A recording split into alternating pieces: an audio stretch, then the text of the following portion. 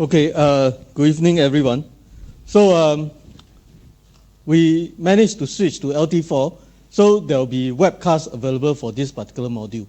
Okay, so whether the webcast will be put up or not, it depends on the individual section professor. So some will not provide the webcast, but for me, for this lecture, at the end of today, the webcast will be put up. Okay, so if you need, you can always refer to that.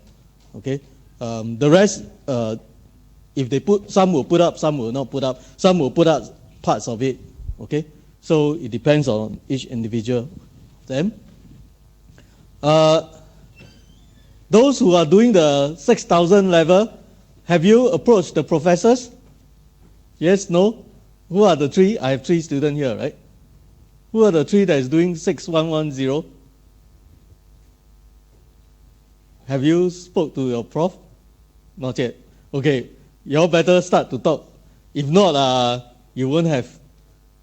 You want to start as early as possible, right? So if you talk to them, you decide on which one, then from week 3 onwards, you can start working on it. Okay? So for today, what we are going to do is we are going to discuss about how control is applied to photoresist processing in particular.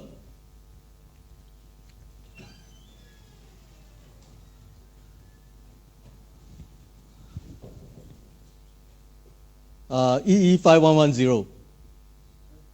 This is EE5110.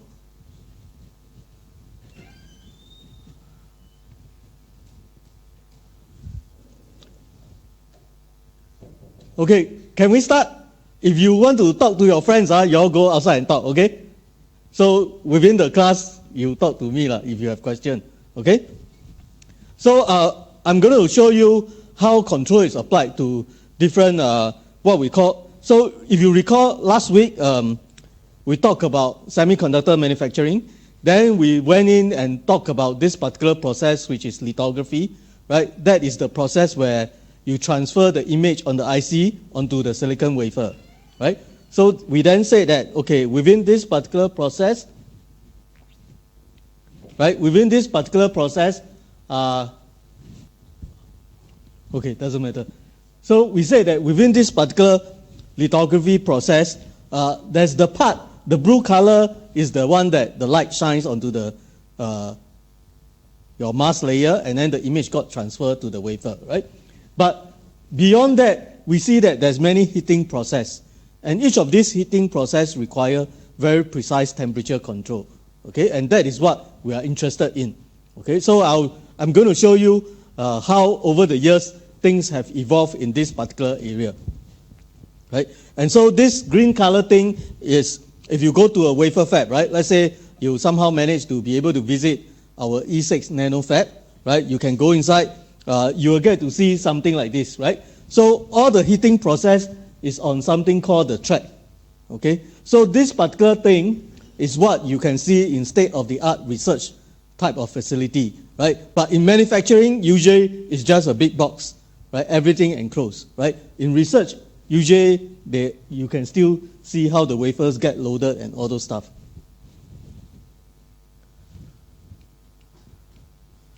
So let me go to,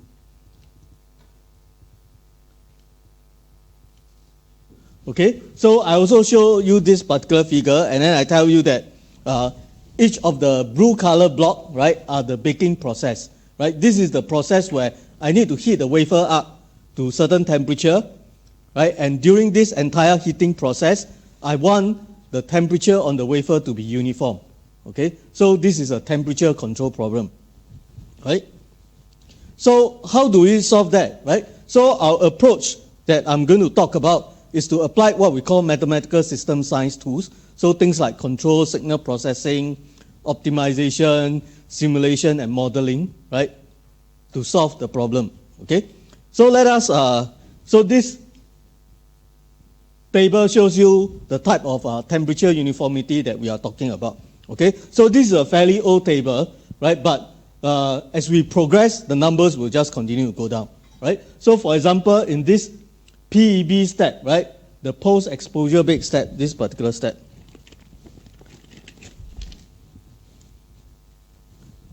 in this particular step, you see that the temperature uniformity required is 0.12 degrees Celsius.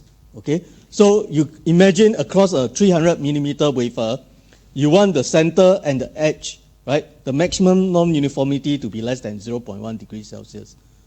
So this is something that is very stringent. Okay, and the reason, as I've said before, right, the reason why uniformity is so important is because temperature actually affects your gate length, right? So this gate length is in transistor what we call the switching speed, how fast your transistor switch, okay? So if the temperature, during heating the temperature is non-uniform, then each individual transistor on the wafer will switch differently. So you don't want that to happen, right? Because as a company, let's say I want to make 300 megahertz chip.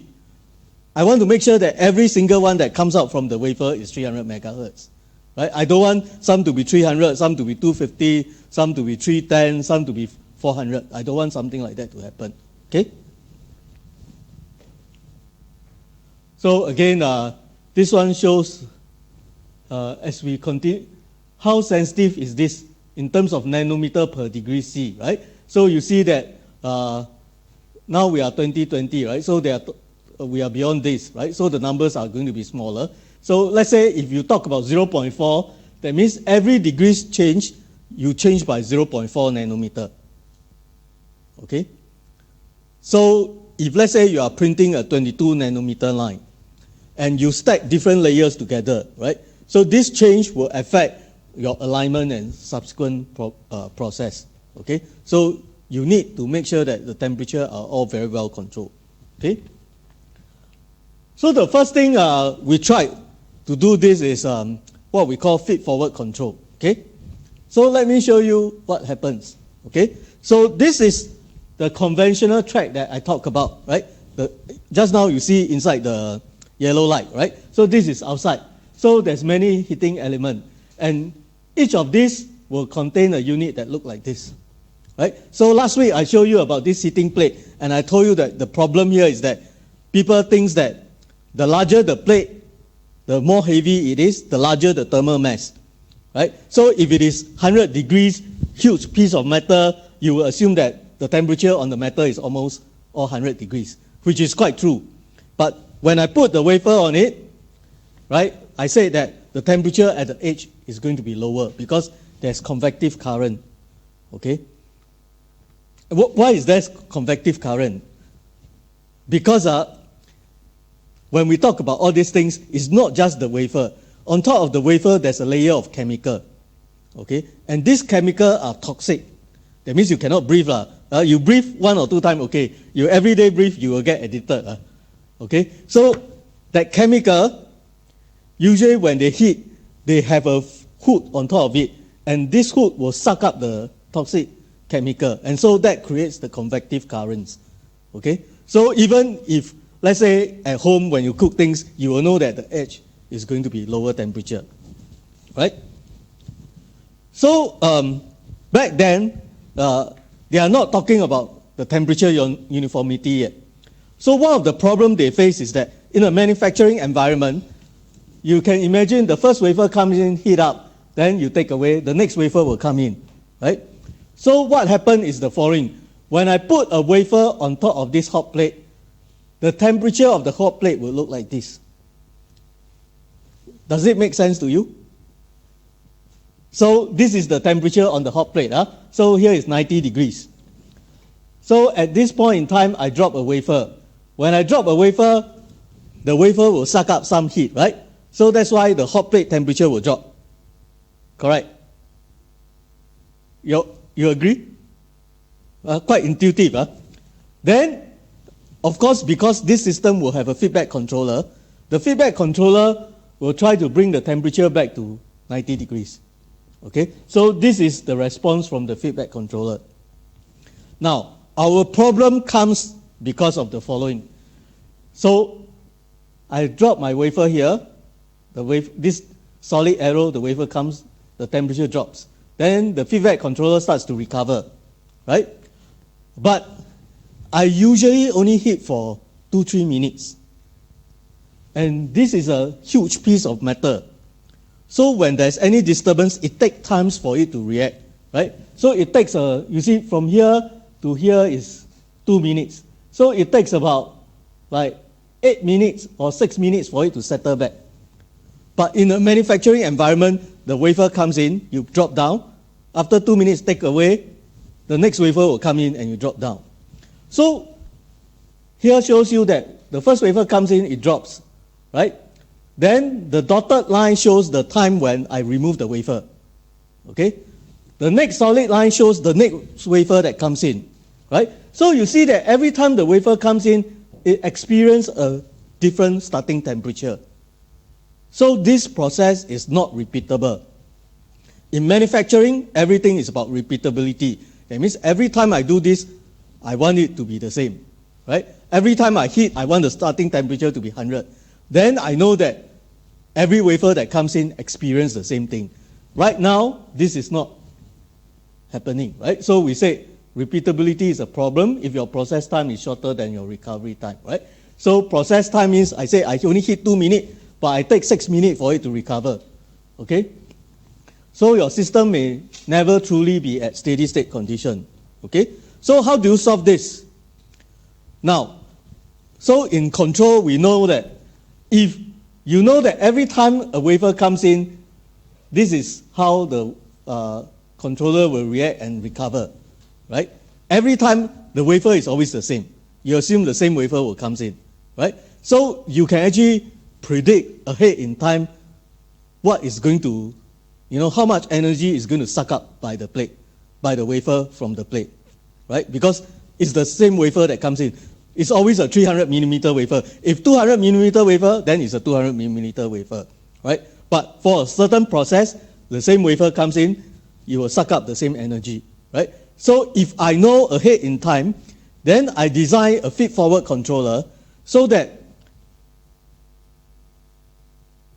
I calculate how much energy this wafer is going to suck. I put them in first, right? So that the resultant effect is almost zero, right? So if your process is repeatable, in control, you learn that feedback control is always the easiest way, right? Although it's open loop, right?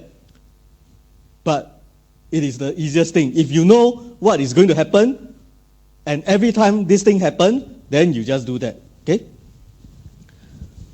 So what we do is the following, right? So we have the controller, you have the hot plate, right? The wafer every time the wafer drop is a disturbance, right? So I'm going to compute this feed-forward signal such that before the wafer comes, I inject this signal inside into the system so that the resultant thing is the same. Okay? So if you want to do this, the first thing is to be able to model the system. So this slide shows you how the system is modeled, right? So from modeling, this is the transfer function that we get from the system, right? So this system has 2 zeros and 3 poles, okay? And this is, if you inject in a rectangular wave type of thing, this is what you get, okay? And this dotted line is how, when you do the fitting, how good is your model. So we do what we call optimal predictive control, okay? So I will remove the disturbance if the following happens, right? So if I can send in this signal that will cancel away this signal, then I will remove the disturbance, right? So essentially, I need a signal here that is equals to minus D, right? So I need my Y to be equals to minus D. What is Y? Y is this signal here, right? So if Y is equals to minus D, they cancel away each other, right? Correct or not? Yes? Right? This is what you learn in control. Of course, then you say, then this plate temperature is 0. If Y is equals to minus D, this is 0. But when we do all these things, right, we always remove the bias, right? That means this thing is operating at 90 degrees, right? So when you say Y is equals to minus D, this is actually, although it's 0, it is actually at 90 degrees, okay? So in order for me to compute a Y that is equals to minus D, I need a feed-forward control signal, UFF, that is equals to the inverse of the plant times D, right? Why is that so? because if UFF is equals to the inverse of this one times D, this signal goes into here, the inverse of this will cancel with this one, and so your Y is then equals to minus D. Okay? So this is the ideal case. Now, the problem comes with the following. Usually, if you want to generate a signal like this, your signal is going to be, could be huge. Okay? And if you need a signal that, let's say, you need a signal that goes to 20 volt, but the output to your system, right, the maximum you can inject to the system is only, let's say, 5 volt or 10 volt. Then you will have a problem, right? What you send is not going to be optimal, right? Because your calculation says that, hey, I need to send 20 volt, but my system can only send 5 volt. Okay? So this becomes an optimization problem. Huh? So due to bounds placed on the achievable input power, right? So that means your U can be only between 0 and this U max, right? So, and because of that, I cannot generate this exactly. My Y is not going to be equals to my minus D. Okay? So you do what is known as a minimax problem, right? So in MATLAB, there's actually a minimax function that allows you to compute the optimal control signal, right? So your objective function is you want to minimize the maximum difference in this. That means the maximum error. Okay? So you want to minimize the maximum error. That is our objective. Okay? So this one shows you your model inversion, right? When there's no constraint, right? This is the control signal that's required to remove your disturbance completely. Okay? But this signal says that I must go to 62 or 3, right? But 100% for me is maybe 10 volt. Okay? So that means what I can send is going to be a signal that is capped over here as well as the base. Okay? So due to bounds placed on the achievable input, my signal must be between 0 and U max. Right? So just now I said this is my objective function. Right? So you can formulate this as a linear programming problem. And if you do that, right, remember we want to minimize the maximum error, which is E, right? And this is the dynamic model, right? So this will be like your state space model that you can create. And then you have some upper and lower control signal saturation, okay? So this is the result, right? So if I send in a signal that looks like this, before my wafer comes in, right, I know my wafer is going to come in now. Then I inject this signal together, right? Then you see that my response is now good, right? Previously, when my wafer comes in, this thing takes a long time for it to recover, okay? But if I inject this feed-forward control signal, right, I show you that I can recover, okay? So there's significant improvement in terms of the integrated square error, more than 200 times. In terms of settling time, more than 6 times. Okay, right? So this is how you can use control to try to improve, right? But remember, we are only talking about the temperature on one point. Okay, we are still not addressing the multiple heating zone. Okay, so remember just now when I talked about lithography, I told you that my light shine onto a photo mask, then get transferred to the wafer, right? Now, it turns out that your wafer need this type of processing, your mask itself also need. So what is a mask? A mask is just a piece of glass. And this is a standard photo mask, right? And all your IC design, all those of you who do IC design, you will design it down here, and each transistor may be many of these layers, many of these masks, right? And because of this mask, you take this mask, you put inside, it shine light, then it goes to the wafer. Okay, so for the mask, you need a similar type of processing.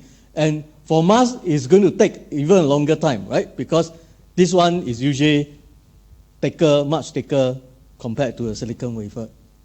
Okay, and you can also address all these things.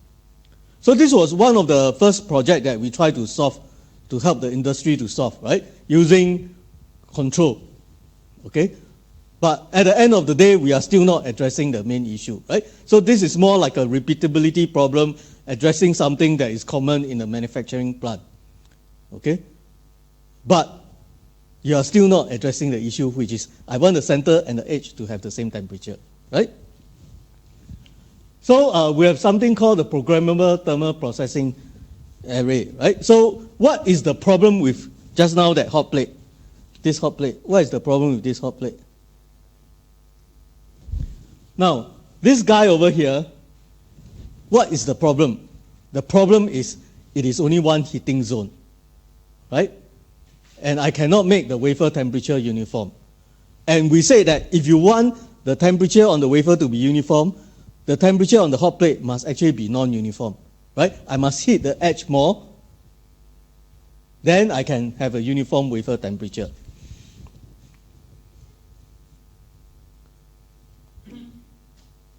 So there are other problems, right? Now, every time I heat my wafer, I need to cool it down back to room temperature. Okay?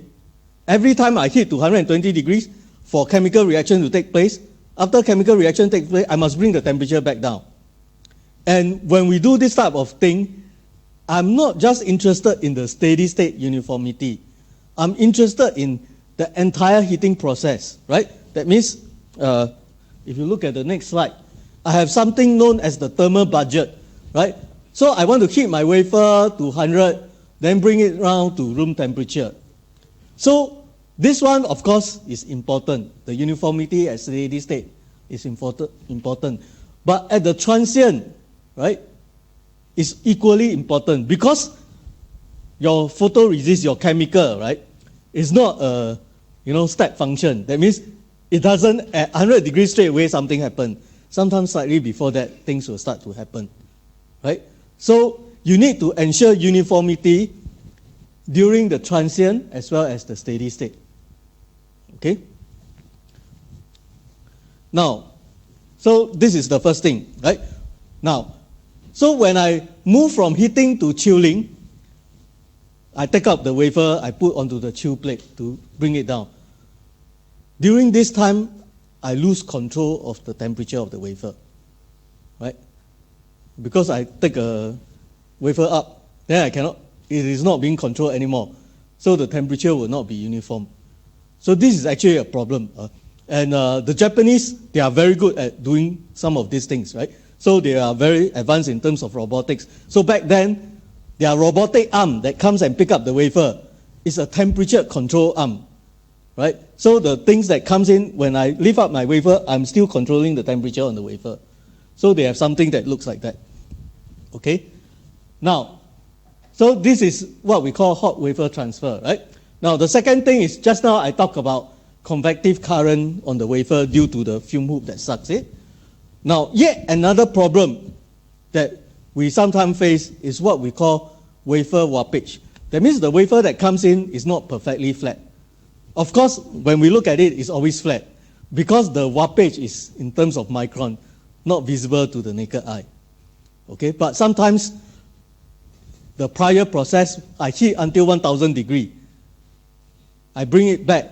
If that step is not done properly, the wafer will warp. Okay, so when wafer warps, again, it creates a different problem. Right? So we say that you want uniform temperature on the wafer, you need non-uniform temperature on the plate. Okay?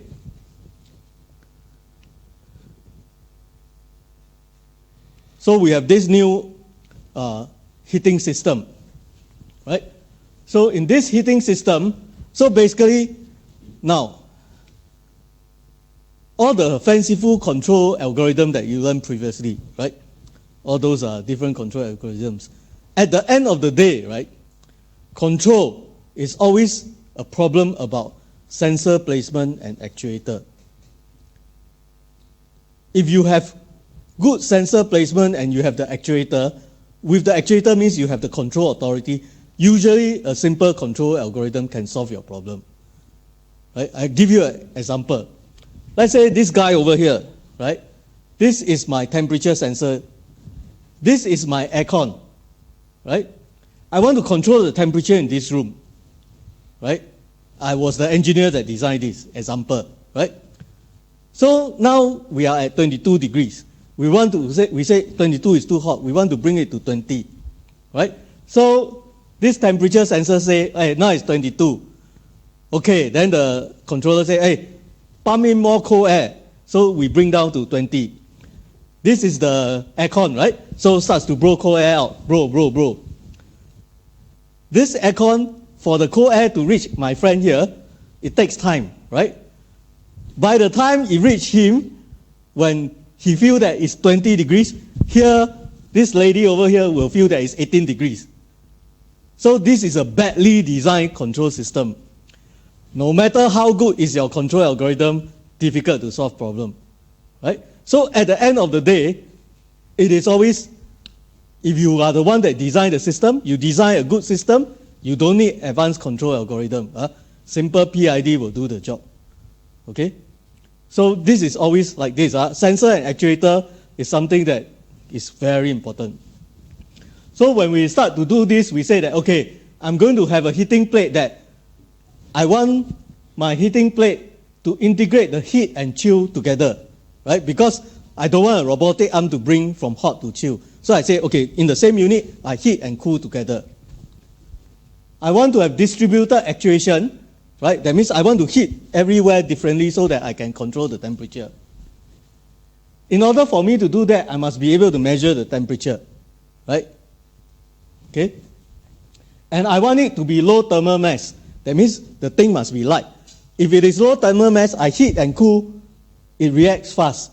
Then I can change anything that is different on the wafer, right? And each zone has its own set of electronics and data acquisition.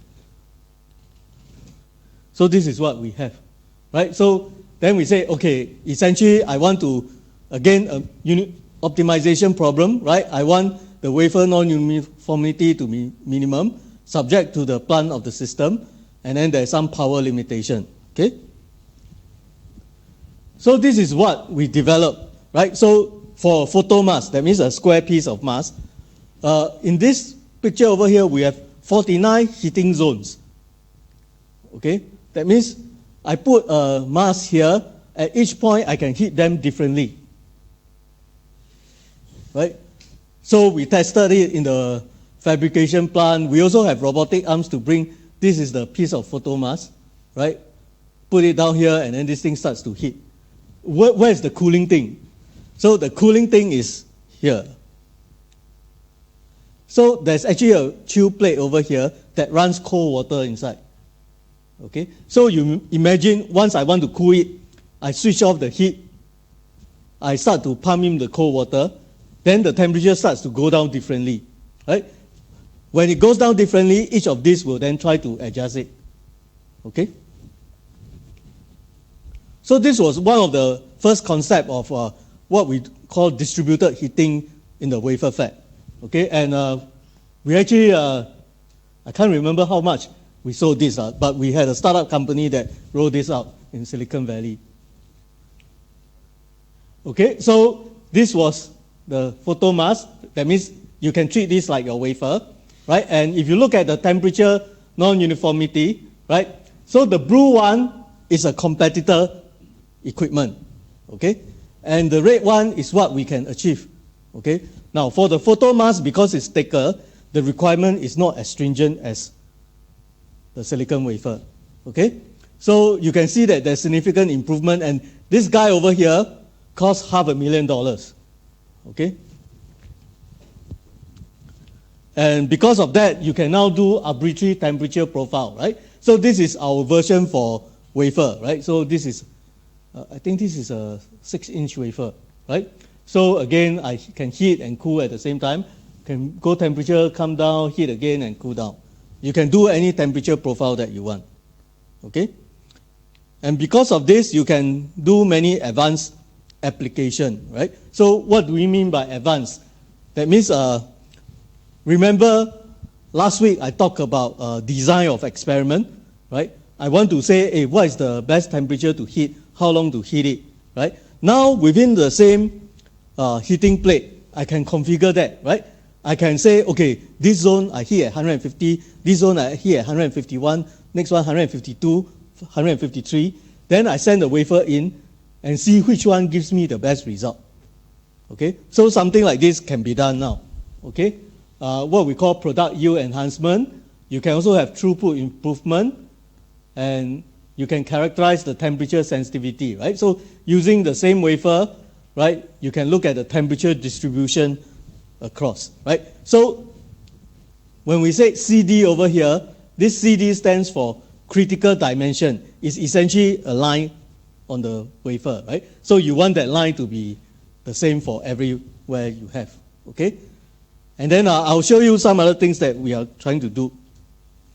So back then, so for the square one, we have 49 zones. For the wafer, we have actually, I think it's 169 heating zones. But so today, the one that you see has more than 100 zones, right? And remember the one that I showed you from applied material? Let me go back to the figure. This one, many of these actually include spinning as well, right? So as they spin, they think that this will give me better performance, okay? And applied solution for all this heating, right? So of course this one is for the 1000 degrees, but they have equivalent for the lower temperature range, right? So again, these are all $1 million equipment. They can at one go process many wafers, right? So it's not just a single chamber. They have multiple chamber. You bring in your hood of like, let's say 20 wafers, they will start to distribute out and then all process together, okay?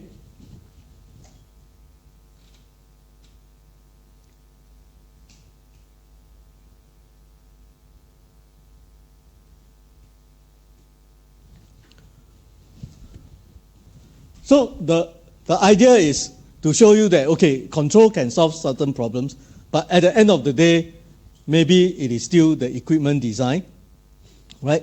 The sensor part, the actuator part that is going to make a big difference, okay? So if you ever go out and work as an engineer, right, you should try to solve the problem from the root cause, right? And not just, come up with, because this particular example, right, where this is the aircon blower, this is the temperature sensor, I think your algorithm needs to be very sophisticated.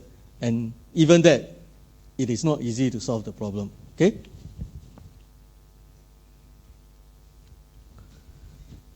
So let me show you with this multi-zone heating system what we did, okay? So we are going to do this what we call run-to-run CD control, right? That means instead of controlling it in real time, I'm going to control wafer to wafer, the CD, right? But I make use of the temperature to control it, okay? Why do I say that it's not real time? Because for me to measure the CD, I need to take the wafer out, okay? So that is the reason why it is not real time. So we are going to do what we call reticle is another word for photomask. So a lot of language terms here, right? Reticle is, you can also call photomask, or it's just a glass plate, okay? So non-uniformity is a result of both exposure to and process error, right? So our goal here is to optimize the process to reduce the spatial distribution. That means on the wafer at different points, we want to make sure that they are as close as possible, okay? So the first thing to do is to determine what we call CD temperature sensitivity. That means every line width that I measure, I want to correlate with the temperature, right? So I heat at different temperature, I want to see what kind of line width I get, okay? And I need good temperature control during both ramp up and hold, okay? So essentially, I want to make sure that across the wafer, the distribution is small, okay? There will be some differences, but I want to make sure that it's small, okay? So what this slide is trying to show is that I'm going to use this heating plate to correct error that is both thermal and non-thermal. That means the heating plate problem, right? The heating process can create non-uniformity. But when I do exposure and do other stuff, it can also create non-uniformity, right? So some are due to heating, some are not due to heating. Either way, I'm going to use the heating process to try to correct them. Okay? So we say that the nominal approach is to determine the spatial thermal induced error and optimize the temperature profile, right? But we're going to be more aggressive. We are going to say that, okay, all the errors that are correctable by heating, I'm going to do it. Okay? And so how many zones I can have depends on how many heating zones I have, right? So how much error I can correct.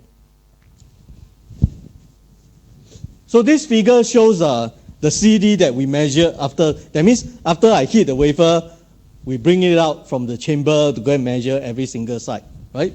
And from there, we see that, okay, this is the original distribution, right? After that, we get better performance, right? So in terms of the range, from 33 nanometer, it drops to 16. Standard deviation, 6.3 to 3.1, okay? So this is on the 49 heating zone plate, okay? And these are some of the numbers that we mentioned just now, okay? So this is the original, and with the 49 zone optimized, this is what you can get. Right? So this was one of the early approach that was implemented. Of course, in the industry, with more resources, the solution right now is all very advanced, okay? They can do all these things and get very good outcome, huh?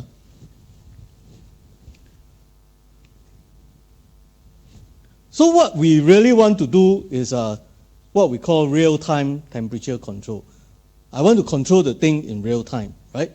And this is the part that we are going to do for our assignment, okay? So temperature control is critical, right? Just now I showed you many things, right?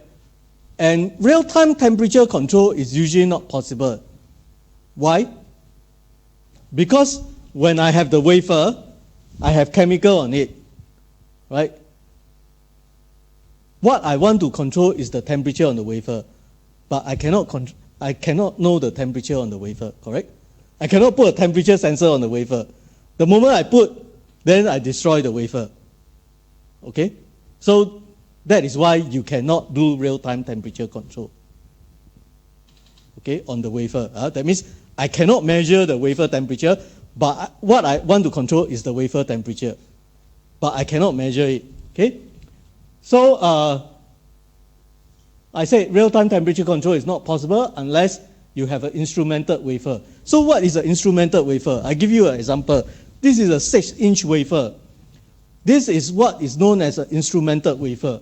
So this guy over here, I think there's 16 temperature sensor that they use focused ion beam to dig out on the wafer and embed. So this piece of wafer here, I bought it for about 60K Sing. Okay? So usually in the industry, they will make use of this type of wafer. Then they send it in for processing. So they simulate, they say, okay, during the entire heating process, what is the temperature on the wafer without the chemical? Okay? Without the chemical, what is the temperature on the wafer? So they are able to estimate it, right? So every single wafer fab uses instrumented wafer when they do their pilot run, right? So they send in this type of wafer and then see, okay, what it is. But you can see that there's a big problem with this particular wafer. There's a cable here, right? Because all the sensor connected to here, then the cable goes into here. So inside a chamber, how do I put it? There's a cable that comes out. I can't put it inside, right? So this type of wafer is only useful when you don't have a chamber, right? So the state of the art is shown over here, right? This is from KLA Tencor. It is actually a startup company that came from UC Berkeley, right? So they had a startup company and KLA Tencor actually bought over. So their instrumented wafer has onboard batteries and wireless things embedded on it. So everything is transmitted out to the chamber wirelessly. Okay? So this one will not be my 60K US Sing dollars. Okay? It's a few times more. Okay?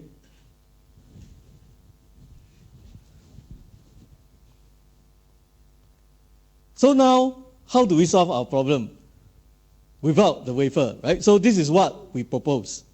So we are going to use physics to model this system, okay, to write out an equation that describes this system. Okay? So how do I describe this system? This is my wafer, right? Using heat transfer, I know that, so there's something called the energy balance equation, right? In physics, you learn about energy balance. That means the total energy that comes in, right, to this room, minus the energy that goes out, is what you store inside the room. Okay? So using this concept, at every single element, I'm going to model it. Right? So basically, I write out the equation, I say that, okay, this is wafer point 1, this is wafer point 2. Of course, my model can have n number of zones. Okay, because it's a mathematical model, I can write anything I want, right? Any zones I want. So we are going to make use of this model to do our simulation, okay? So energy balance equation, you can see that it's going to be quite complicated, right? So for each wafer zone, there's energy comes in, energy goes out, energy that comes from the top, and energy from the bottom, right? Then each wafer, there's also a gap between the wafer and the hot plate. By the way, when they do the heating, the wafer does not sit on the hot plate. You know why? Wafer cannot sit on the hot plate because it can lead to contamination. You remember I need to put chemical on the wafer, right? So sometimes when I put it, some will overflow to the underside. So if I put the wafer directly on the hot plate, right, it will create contamination for subsequent wafer. So that is never done. So the way that this thing does it is every single hot plate, you can see that there's 3 pins, and the wafer sits on top of that 3 pins. Okay? And that 3 pins is about 127 micron, okay, the distance of the pin. Okay, so that means your wafer sits on top of the hot plate at a distance between the two, there's actually a gap. And that gap is 127 micron, around there. Okay? So 127 micron air gap, that one is convection or conduction or radiation. We are heating at 150 degree example. Do you think it's conduction or convection? Definitely not radiation. Who thinks it's conduction? Who thinks it's convection? Come, conduction. Put up your hand. Everybody must put up. Come. Hey, hello. Must be more than one, right? The rest all think is convection. There's not, cannot stand on the middle. You think when at 127 micron, this is my hot plate, this is my hot plate, this is my wafer, right? I put 127 micron with 3 pins. Is it convection? We know that if I have some heat, I go to you, it's convection, right? Because through air, right? But if I touch you, it's by conduction. So now my question is, this is conduction or convection? Who say it's conduction? 1, 2, 3. Who say it's convection? Hey, the rest how? The rest, I assume you say radiation. I remember your face, okay? You don't say convection, conduction must be radiation. So, through physics and experimenters, right, they see that this is actually not convection. Although there's an air, right, but at that distance, it is actually conduction that takes place, okay? So again, this is something which you need to work with the people in the physics department, then you'll understand some of these things.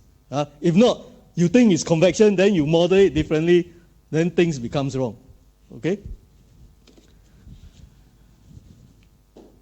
So once you have this, right, for each different zones, you can compute the energy that comes in and goes out and whatever, okay? So all these things is described in a technical paper. If you're interested, you can go and read it, right?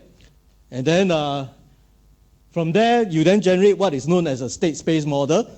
Later on, I will tell you, I will give you a little bit more information about state space model, right? But this should be something that you have studied before in feedback control.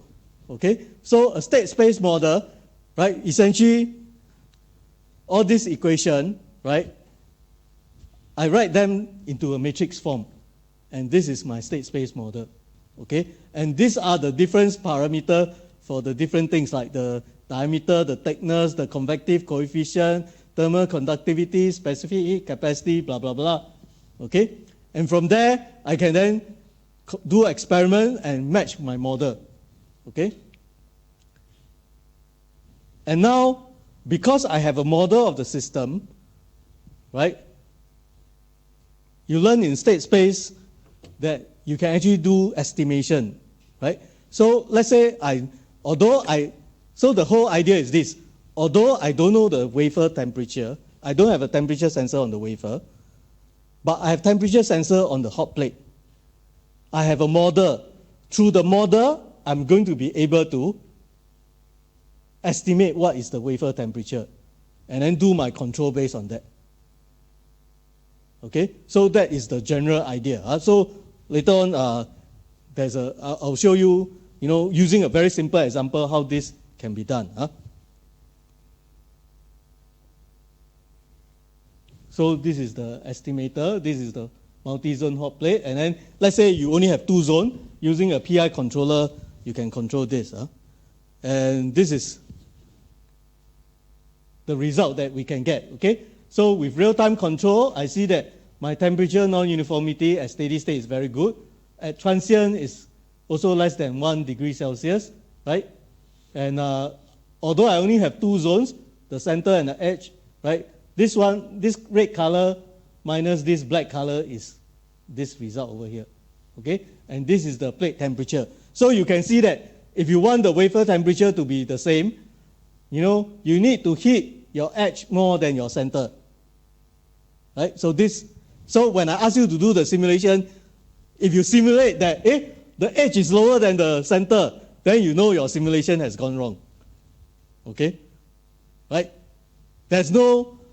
You don't have to get the best performance, but certain things, one look at the plot, you will know whether it's right or wrong.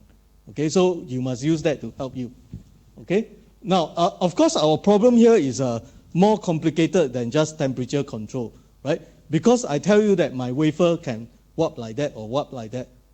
Okay, so when wafer warps, when you drop, right? So the concept that we take here is that when I have a wafer that warps, right? Whether it's like this or whether it's concave or convex, right?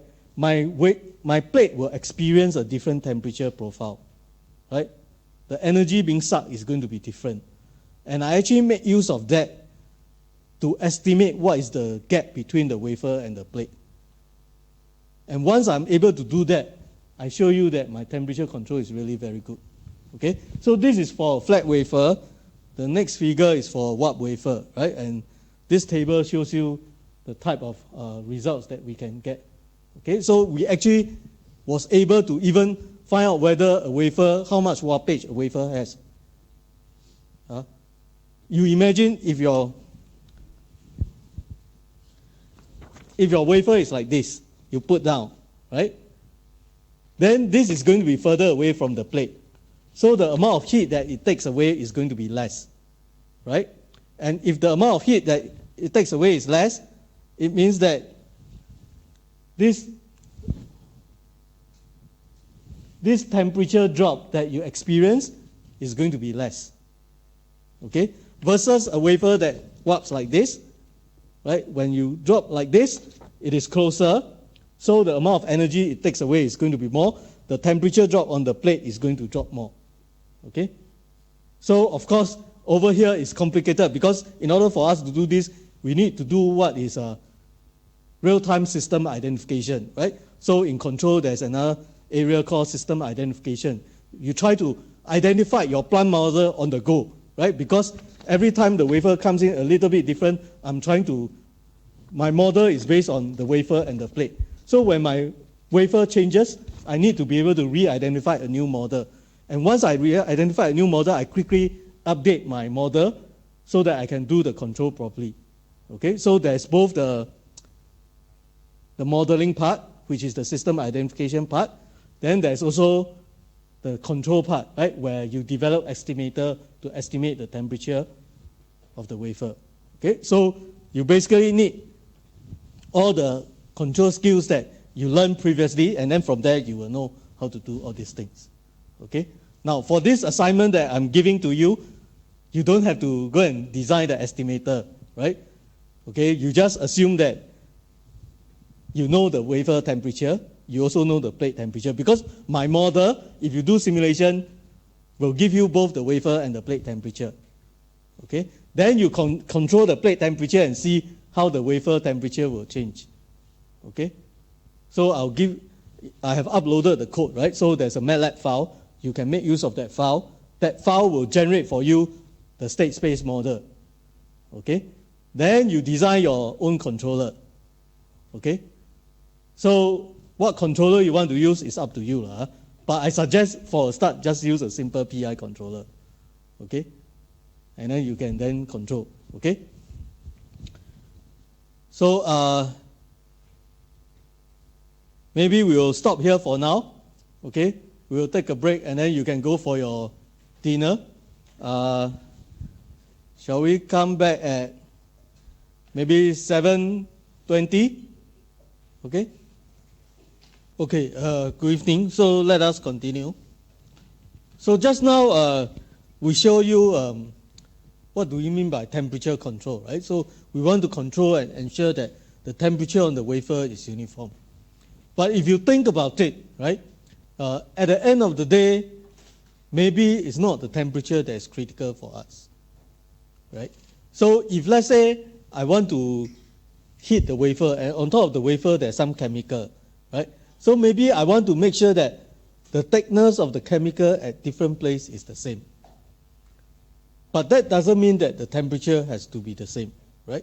So at the end of the day, beyond just temperature control, maybe we should be controlling the chemical instead, right?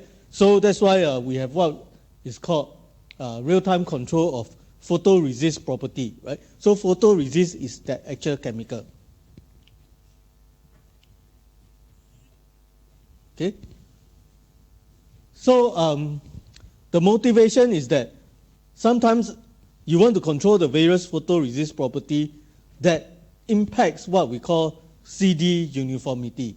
Because at the end of the day, what do you want? You want on that silicon wafer, right? The chip at the center and the chip at the edge gives you the same switching speed. That means that you want the gate length to be the same.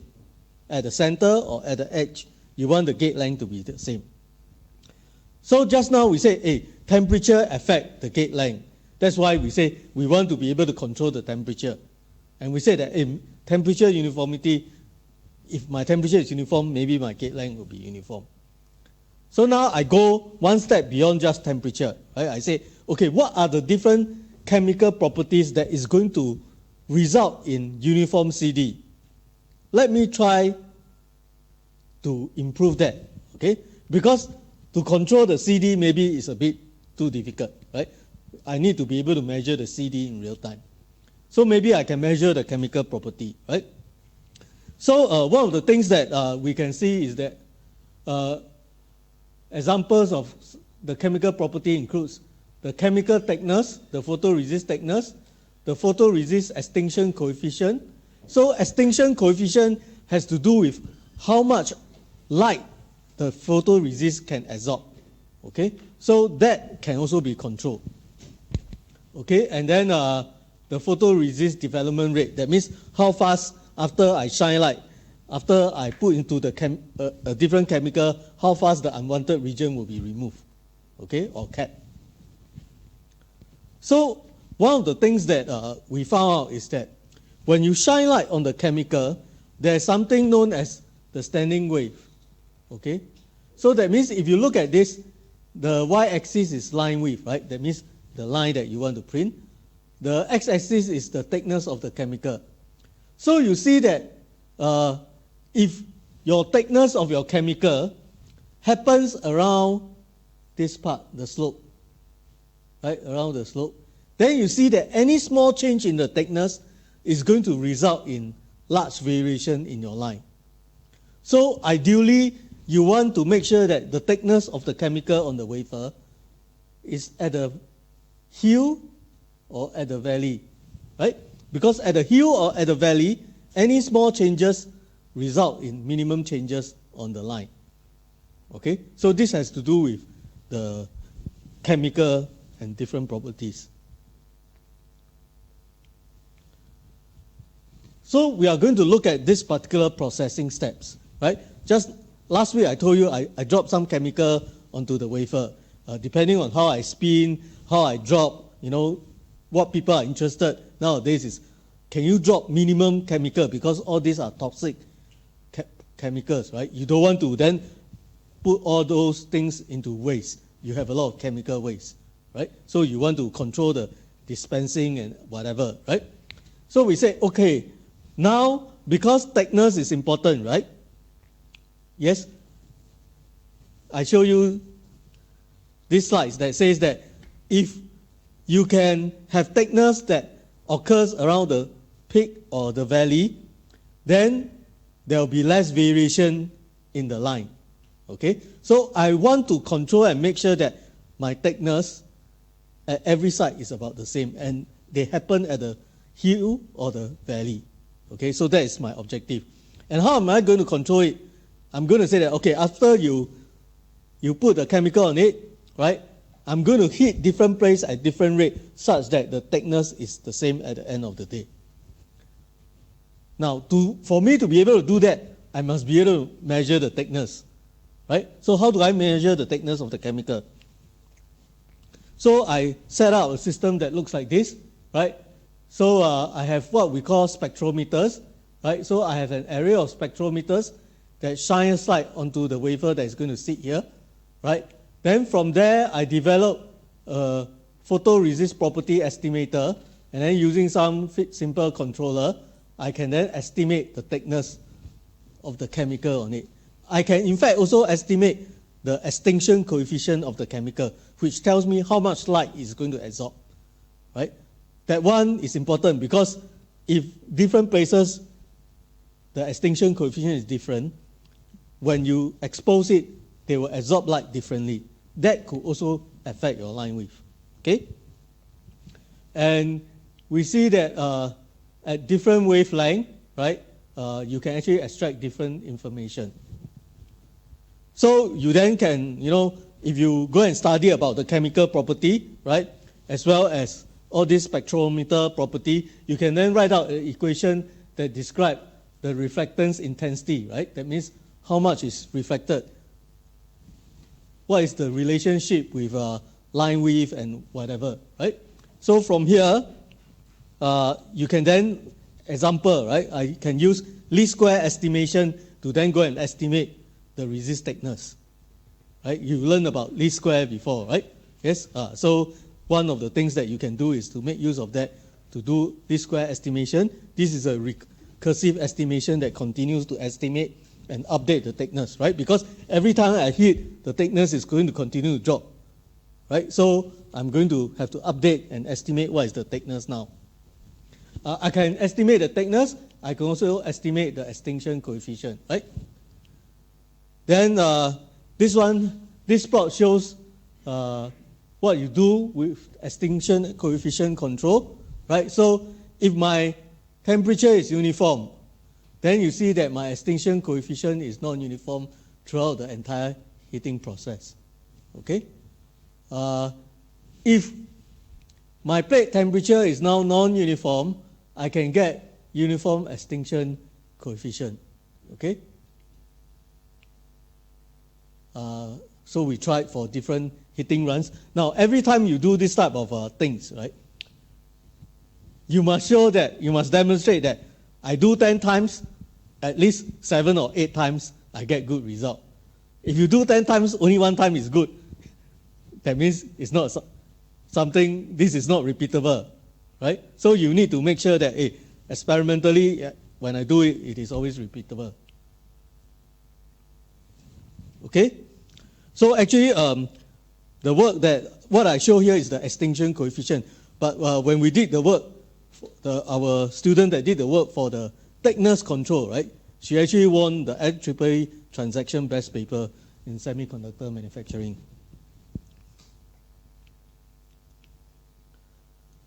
Okay? So we tried other things. So just now, this one is actually real-time control of the thickness or the extinction coefficient, because we have a sensor there that can measure the thickness as well as the extinction coefficient in real time. So the next thing that we want to do is this, the develop process. So the develop process is after you expose your wafer, right? The unwanted region, if you put inside some kind of solution, the unwanted region will be removed. Okay? But if you put too long, a lot will be removed, and that is not desirable. If you put too little time, it haven't reached the base, it got removed. Okay? So you need to control that. But then the problem with this is you don't know when it will reach the bottom, right? So of course, when I shine light on it, as the thing is being eaten, right, I won't be able to know, but I will know when it reached the base. So this is something that what we call can only do endpoint control. You can only know the endpoint. You actually don't know the rest. So you want to make sure that at every single site, I reach endpoint at the same time, right? So let me show you the idea. So basically what we are saying is, okay, I'm going to put my sensor here, right, the spectrometer, and then this is the chemical solution that is going to eat the photoresist, right, the light gray area, okay, that is going to eat it as it goes. And then when I do it, I try to estimate, okay, whether I'll reach endpoint or not. So this is, again, some experimental result, right?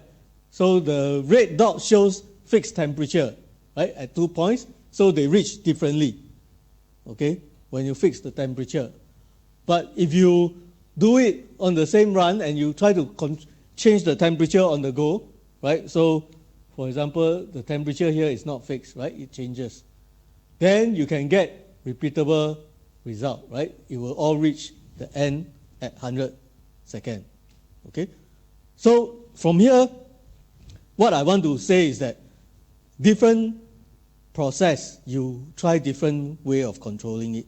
And many times, it depends on what sensor is available to you. Okay? For us, the heating plate is something that can be used to demonstrate that you have control authority, right? Because the heating plate has many heating zones. And everything, I'm just trying to use the heating plate to control, right? Everything that is non-uniform, I try to use the heating plate to control. Okay? So that was our approach. And so the next thing that I'm going to show you is, at the end of the day, I said, it's the line width that is important. So how do I measure the line width in real time? And then use the temperature to go and change it. Okay? So that is what I want to do. So this is what I call real-time CD uniformity control, right? So right now, this can only be demonstrated in the lab. In the real manufacturing environment, you cannot have something like this. Okay? So what I want is, okay, I want to have good CD, right?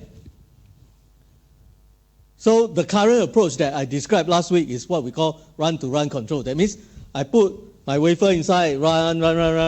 At the end of it, I take out 1 or 2 wafer, I go and measure. Is it what I want? The line width is too small. I need to change the chemical concentration at this particular step or do something. Okay? So that is what we call run-to-run. Every run, you change it. So usually in a manufacturing environment, they will have a supervisory control system that coordinate all these different processes. Okay?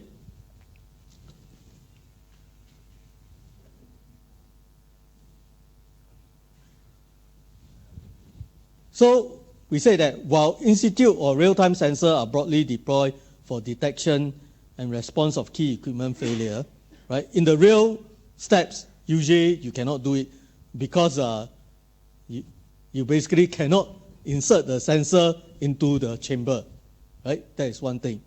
The other thing is, even if I can insert my chamber don't have a heating element, I also cannot control it. So you can have no control authority over it. Okay?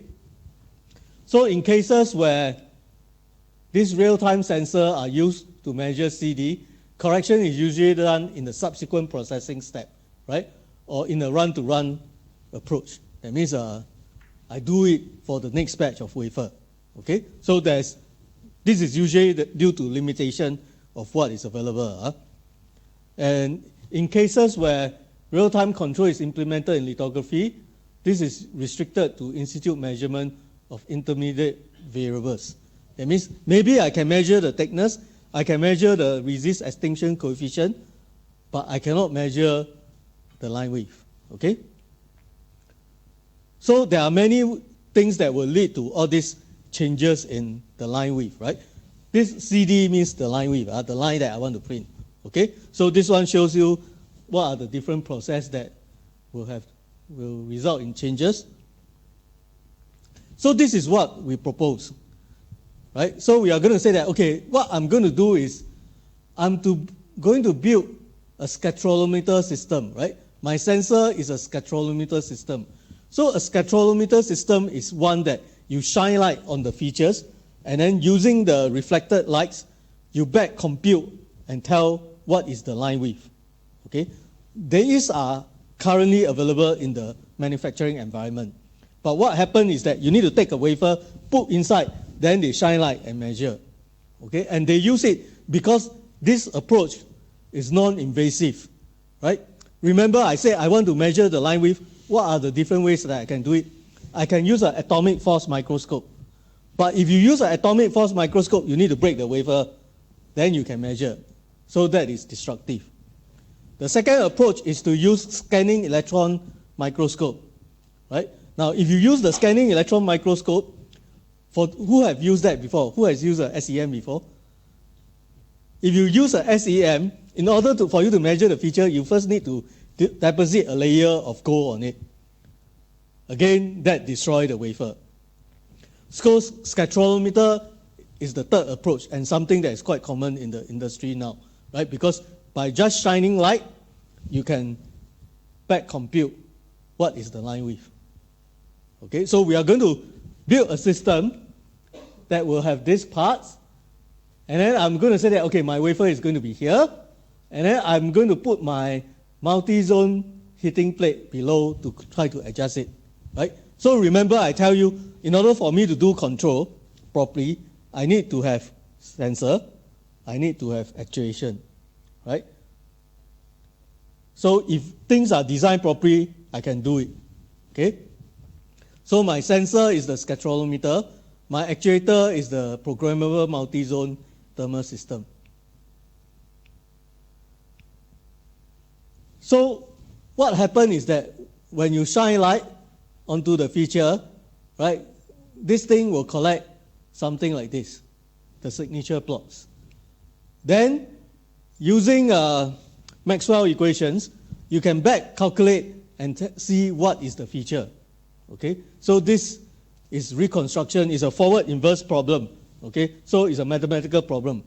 So what we do is this: we will then back calculate and estimate what is the feature. Then, of course, we also break up the wafer, right? Put into a scanning electron microscope to measure the actual feature to see whether we are correct or not. Okay. So I think for those who are familiar with microwave, you will know what is all this rigorous coupled wave analysis, right? So if you can write out a model of these things, you can mix this to extract the spectrometer information. Okay. So this is the system that we have, because it's something that is developed in the lab. So it is only available for a 4-inch wafer, a very small piece of wafer, right? So on this very small piece of wafer, if you look at this clearly, there's actually 2 zones here, right? 2 polarizer here, 2 analyzer here, and they are looking at 2 different points. And then I use a hot plate to then go and control it, okay, on a 4-inch wafer. So this is what I get, right? So if I do a normal heating, I see that everyone has a different profile. Okay? But if I control it in real time, that means as I heat, I capture the profile, then I use the change the temperature, right? Then this is what I get. So I get much better performance. Okay? So this is ideally what we hope to achieve, right? But again, in the real manufacturing environment, we are not able to do all these things. I mean, for us to do all this experiment, we can't even use our semiconductor clean room in NUS because we are considered dirty, right? They need to be very clean. So we built our own clean room to do all these things. So if it is your own clean room, nobody can say that you are dirty, right? You can do anything you want inside. Okay? Dirty as in they are worried about contamination, right? So, when other people are doing their processing, if I go and do something crazy, right, their wafer might be contaminated, okay? And each wafer that they process, especially the people that build devices, right? So all those things is many processing steps. If my one contaminate theirs, it's going to be a problem for them, right? Whereas mine has no problem, right? So anyway, at the end of the day, we also put inside the scanning electron microscope to measure the line width. Okay? So because our system is a demonstration, so we can't print until the 20, 30 nanometer type of things. So ours are all a few hundred nanometer. Okay? So we have a reference wafer, controlled versus an uncontrolled wafer. Okay? So anyway, these are just some demonstration to you on how people have made use of control to address problems in the semiconductor manufacturing industry. Okay, and most of the time, it is due to lack of sensors, right? And so people are trying, if you can model the system well, even without the exact sensors, right, you can try to make use of other sensors to then go and estimate the one that you are interested in. But that is not easy. Temperature control maybe is considered an easier problem. Sometimes you have a molecular beam machine. That one is very difficult for you to model, to get an accurate model of the process. Okay? So if you cannot get a model of the process, then it's going to be very difficult for them to control it. So usually for those type of complicated process, how do they control? They do what we call design of experiment, right? They try out different set point, and then they look at the output. Is it something that they want, right? So then from there, they see what is the optimal set point to give me the desired features. And their controllers are all very simple, usually just PI controller, okay? They won't do anything more sophisticated. And in fact, if you look at the very advanced machine, you want to change the, let's say you are a control engineer, you go in, you say, hey, I think I need to increase the P parameter a bit more. You can't do that. You need to ask the engineer, let's say Applied has this machine, you need to get the Applied engineer to come, then can adjust things. And even that, usually you will need a lot of convincing to do that, right? Because if they adjust and your product spoil, then there will be consequences, right? So what we want to highlight is that metrology is going to be key to what we call advanced process control. If you can measure, you can control. Of course, you also need to be able to change the property of what you want to measure. So no metrology means no control. Okay?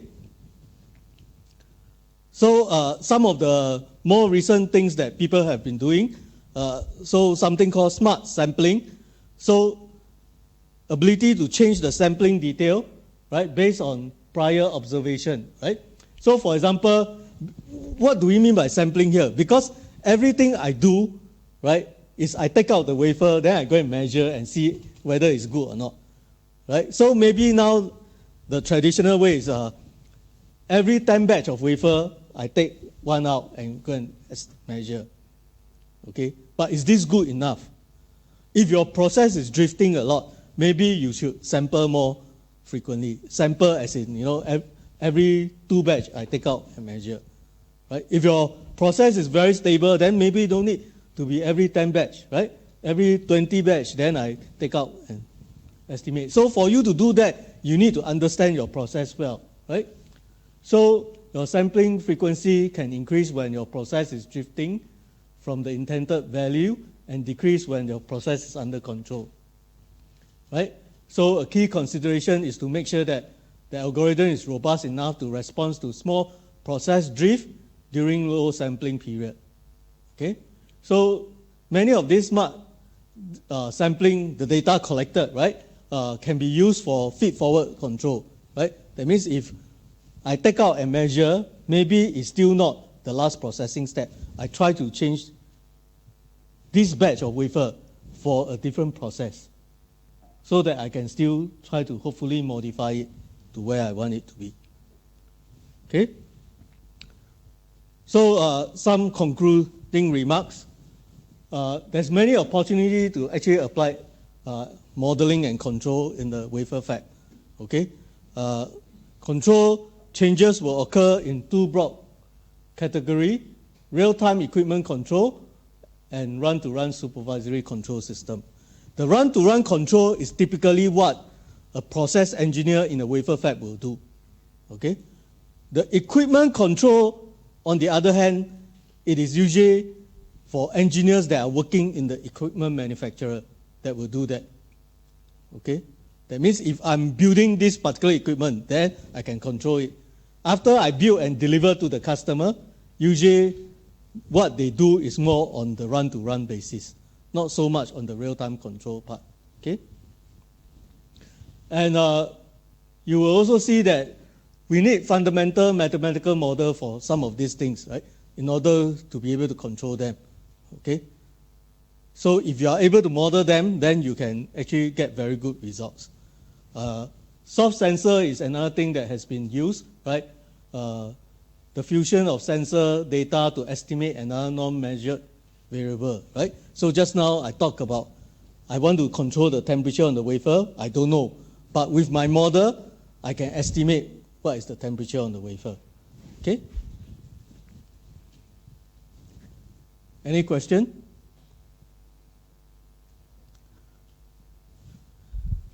So for the next half an hour or so, I want to talk a little bit about the state space modeling part. Okay? So how we use it. So some of you might have forgotten, so maybe it's good to review a little bit so that when you do the simulation, you know what is happening. Okay? So the worst case is, I don't want you to it's like I just give you an ABCD matrix and then you put into some simulink and try to simulate. I think that is not good. You need to know what is happening, right? Then you can do your control effectively.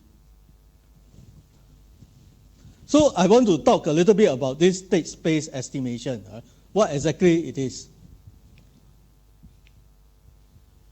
So as an introduction, so sensors usually do not provide perfect or complete data about the system. Okay? First, they generally do not provide all the information we would like to know, right? So sometimes it is because a device cannot be devised to generate the measurement of some desired variable, right? Or it can also be because it is expensive to build something like that. Okay? So in other situations, you might have a number of different devices that yield functionally related signals. And so one must then ask how to generate a best estimate of the variable of interest based on partial redundant data. Okay? So sensors do not provide exact reading of the desired quantities, but they will also introduce their own system dynamic and distortion as well. Okay?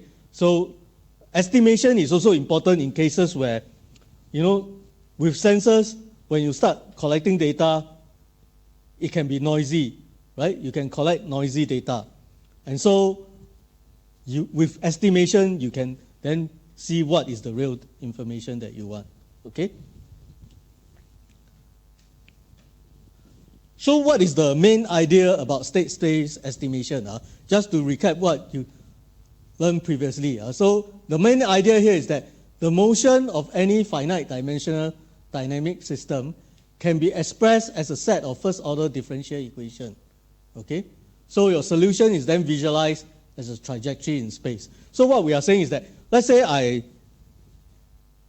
have a car moving on the road, and then using Newton's law of motion, I get a n-order equation, right? Or maybe you have a circuit. You have a circuit, and then as you write the circuit, you find that, hey, this is a fifth-order differential equation that describes this circuit with resistor, capacitor, inductor. But with state space, this fifth-order differential equation, you can actually write it into 5 first-order differential equations, right? So then you then form it into a matrix, okay? And that is the whole idea behind that. And because so everything is still differential equation means time domain. So time domain usually is very easy for you to simulate on the computer, right? It's just a differential equation, okay? So we know a lot about the solution and stability of first-order ODE, and that's why it becomes useful. So let me show you a simple example, okay? Maybe some of this you should know, right? So I have a spring mass damper system, okay, for mechanical system, right? So I have a spring constant, this is the damper, and then this is the mass, right? So imagine I have an input force that pull the mass in this x direction, right? So this will be the spring, and this is the damper. So the equation of motion, right, through Newton's law, will give me this equation here. Okay? So this is your F equals to ma, right? Correct or not? Looks like your F equals to ma, right? X is displacement. Double dot means acceleration, right? So this is your ma. This is your F, right? Total resulting force. Okay? So you have the force that is moving in this direction, minus away the spring as well as the damper force. Okay? So you get this equation. So what is the order of this differential equation?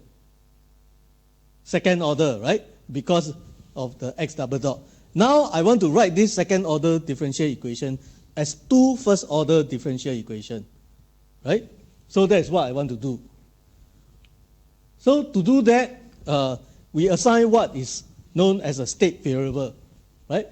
So a state variable, I label it, let's say xi, to each variable which has its derivative represented in the equation, okay? So that means I define a variable x, that x, the derivative of x must appear inside that equation. That means must appear inside this equation, right? So if I look at this, the first variable I can assign is, I say x1 is equals to x. Because x dot appear in the equation, right? So I can do that. Then I define a second variable. I call x2 to be x dot.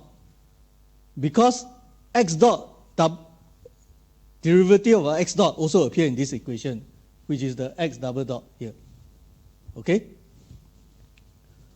Okay, so this is something that you can do, right? So of course, the states are not unique. However, we usually choose them to describe things that have physical meaning, okay? Often directly describing the distribution of internal energy. Common choices include position, velocity, capacitor voltage, inductance current, etc. Okay? So just now I say I'm going to say x1 is x, x2 is x dot, right? Because x and x dot both has derivative in the equation. Okay? So once I do that, then I'm going to say that x1 dot is equals to x2, right? Because I say x1 is equals to x. So x1 dot will be equals to x dot, which is x2. Okay? So this is the first equation. x1 dot is equals to x2. Then I go back to this equation, okay, and substitute everything inside, right? So my x will be x1, okay? My x dot will be x2, right? And my x double dot will be x2 dot, okay? So doing that, I get this second equation, okay? And then I say my y is equals to x. That is my output. Okay? Now, you can then rewrite these two equations into this form over here. And we call this a state equation, right? So my x dot over here actually consists of a vector that has two variables, x1 and x2. Okay? And so if you write it as x1 and x2, then here you can also write it, right? So you can go back and try. Huh? What should it be?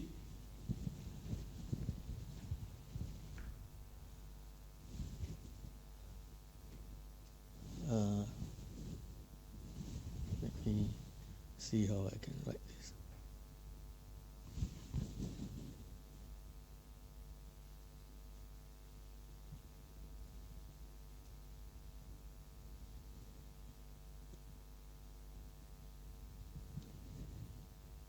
So I can write this as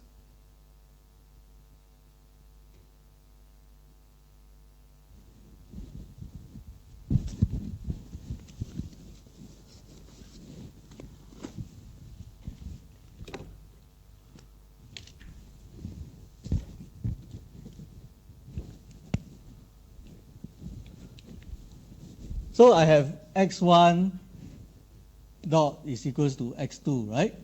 Then I have x2 dot is equals to minus k over m, x1 minus b over m, x2 plus f over m. Right?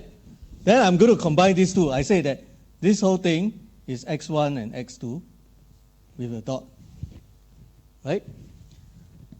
Then I have a matrix here that multiplied by x1 and x2. Okay? So plus f. Let's say I create another one.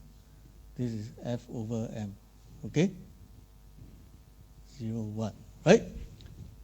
Because 0 times this is not there, right? But 1 times this is this part. Okay? So this one, x1 dot is equals to x2. So x1 dot is equals to x2, right? So this should be 0 and this is 1, correct? Because 0 times x1 is gone. 1 times x2 gives you the first equation, right? Then the second equation, x2 dot is equals to minus k over m times x1. x1 is here, so this is minus k over m, right? And then minus b over m times x2. Minus b over m times x2. Okay? And so this is what we call a state space model, right? And this is your F, and usually this is your G. Okay?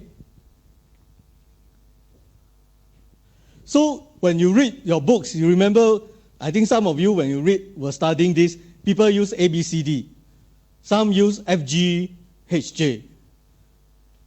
So the difference is, I think the university in the West Coast of US, they use FG, HJ. Those are in the East Coast uses ABCD. Okay? So anyway.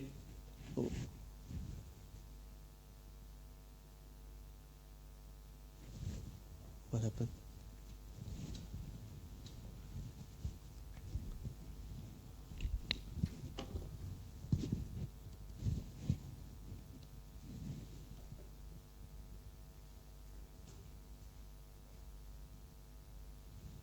Okay, so going back to this, that is how we form the equation, right? Let me go back to the...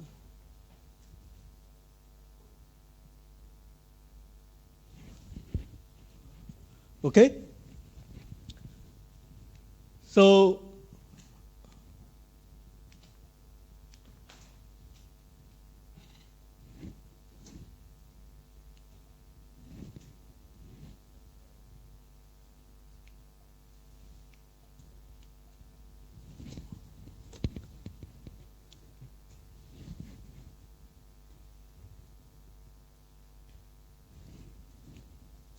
why is this?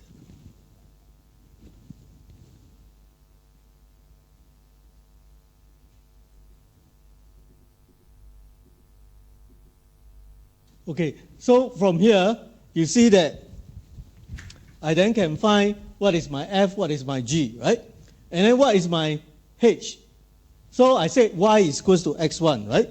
So when I say Y is equals to X1, then what I will have is my Y is equals to something multiplied by X1, X2. Okay? And so, because Y is equals to X1, so this will be 1 and this will be 0. Okay? And so this is my H. Then because there's nothing here, my J will be 0. Okay? You all remember you learned this before, huh? Okay?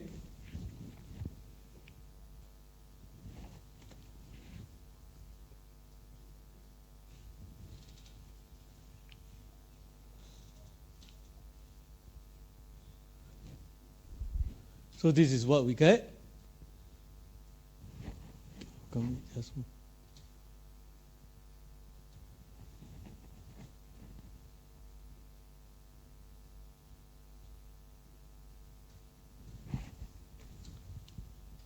Okay, so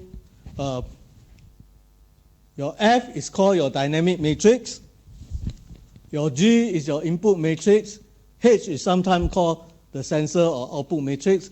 And J is a fit-through term. Okay?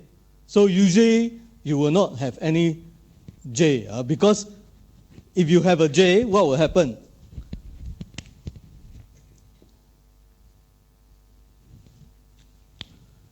So if you have J, if let's say J is equals to 1, then it means that whatever control signal that you put straight away appear at the output. That one cannot happen. It will take some time, right? It's like, hey, I changed the temperature, straight away, hey, something changed. Cannot. There will always be some lag in it, okay? So usually the J is 0. But of course, if your system is a software system, then of course J can be something. And this one tells you basically the dimension of each of those vectors and matrix. So you can go and read up about this. So over here I have an electrical circuit, right? So we are all electrical engineers. So I assume everyone is comfortable with your Kirchhoff current law, Kirchhoff voltage law. Yes? Electrical engineers must know all this. So let's say I give you an electrical network that looks like this, right? Then how do I write out a differential equation to describe this system?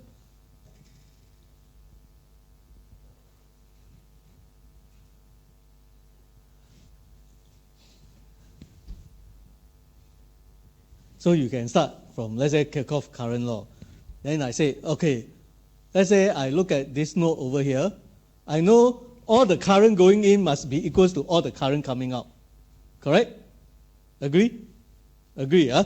So all the current going in, let's say this current is going in. So what is the current in the Ri? Is equals to the voltage difference divided by Ri, right? Then the current coming out from here is, let's say you call I. The current coming out, the current in the capacitor node is what? Your current, for your capacitor, current voltage relationship is current is equals to capacitance times dV dt, right? I equals to C dV dt, okay? Then the current flowing through R0 will be the voltage V0 divided by R0, right? So from there, straight away you can write out equation. So it's shown next, right? And that is, I believe it's this equation, okay? Now, the first equation here is, we say, okay, let's define our state. We say that, okay, x1 will be I, x2 will be V0, right? Then I say that x2 is equals to V0. From there, I get L di dt. So I get my first differential equation. This one is just now the one that I talked about, current flowing in equals to current coming out. Okay? So from there, I get this equation. I rearrange and substitute all these x1, x2 inside. I get this second equation. Okay? So again, now you see you can form a matrix, right? x1 is equals to 1 over L x2, right? So we can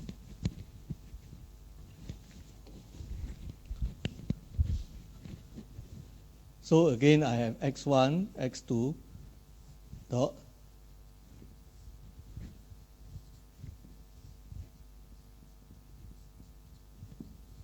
okay, so my equation say that x1 dot is equals to 1 over L x2. Okay, so this will be 0, this will be 1 over L, right? Correct? X1 dot equals to 1 over L times x2. Okay? Then my second equation says x2 dot is equals to minus 1 over C x1. So this is minus 1 over C times x1, right? Then minus this complicated term, 1 over R naught C plus 1 over Ri C times x2. Okay? And then plus something multiplied by x1, x2, right? So, not x1, x2. This is your Vi. Okay? So the first equation, x1 dot equals to 1 over L x2 has no Vi. So this is 0. The second equation, you see the Vi appear. That is the input, right? So it's 1 over Ric. Okay? So these are simple example, right? Just now my heating plate is a complicated example. Okay? So that's how I get all these different terms, right? And this becomes my state space model. So once you have this state space model, in MATLAB, it's very easy for you to, you just need to input your F, your G, your H, and your J, and then you can start to run simulation, control it.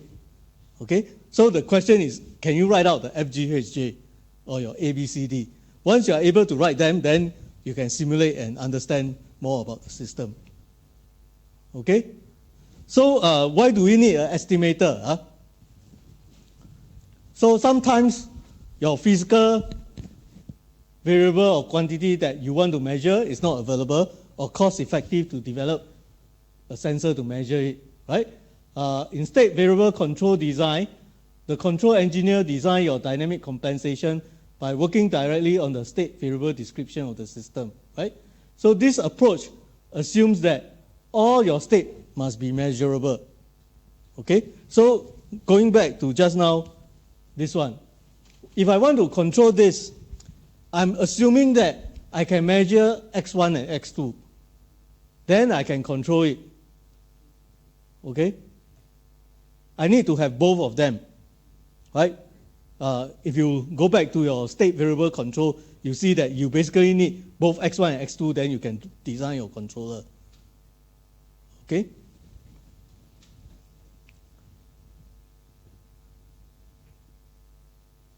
Now, so if I can measure everything, why do I still need to estimate them?